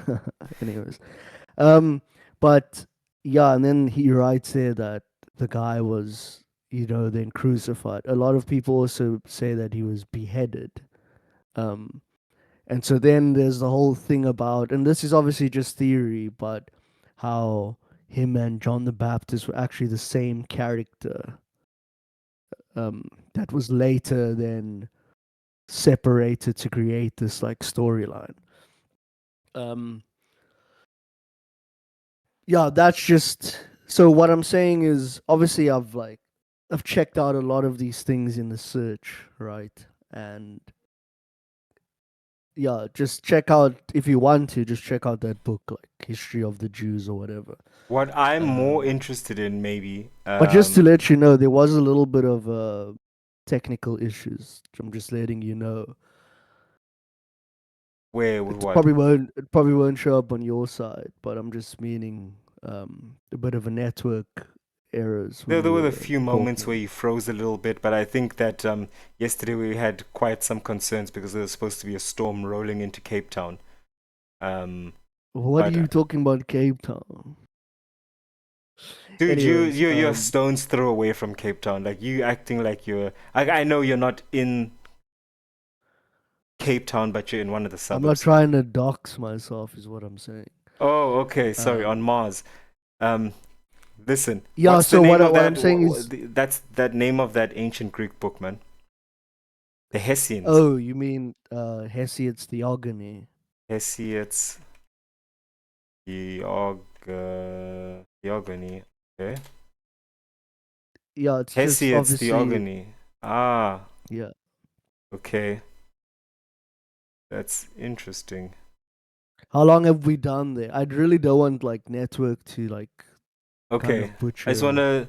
The how long we've Theogony is a spoke. work by Hesiod that discusses the creation of the world and the gods in in which the consequences of following or consequences of their rulership are translating from German to English now in on the fly is something else. But anyway, yeah, creation of the gods, etc., etc. Okay, interesting. That's a nice recommendation.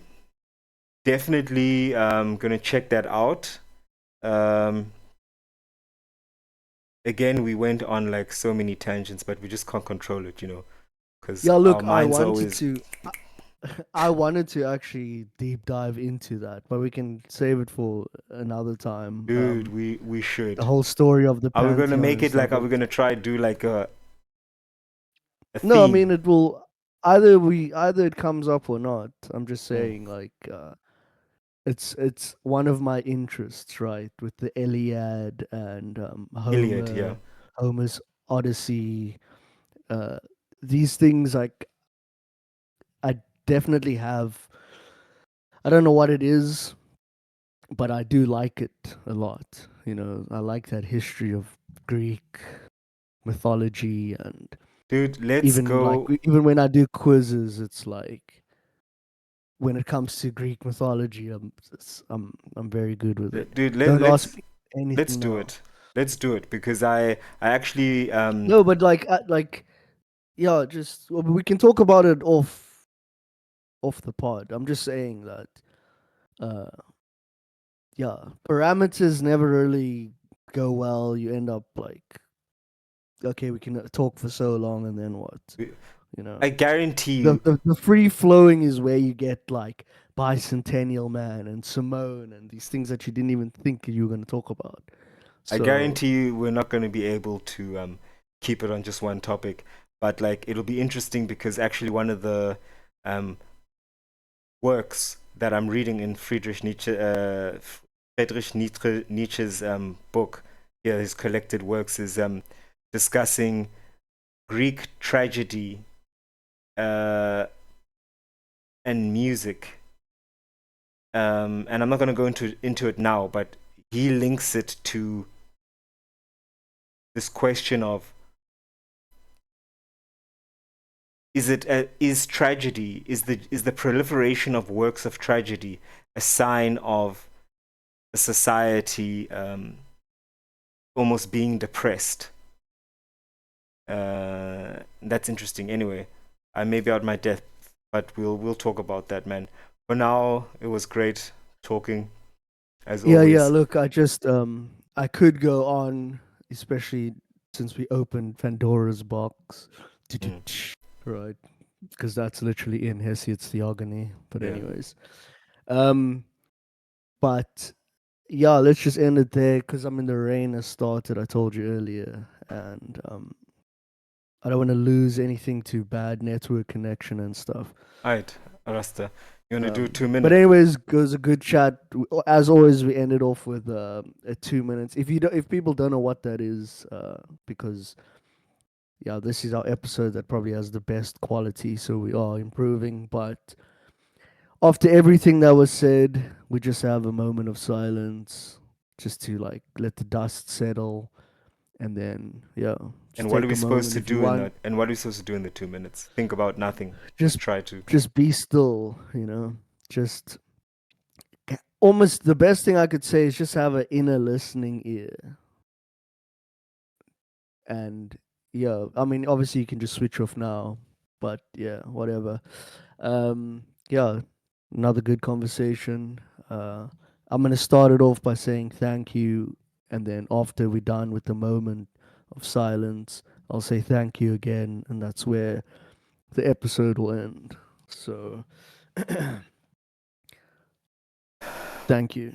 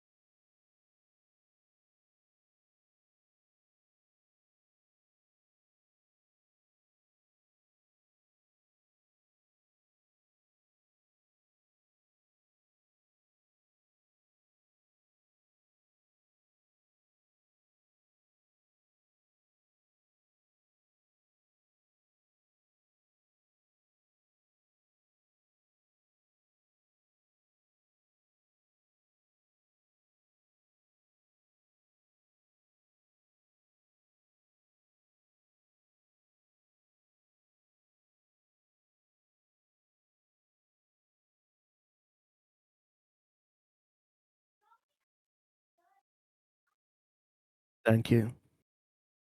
Peace.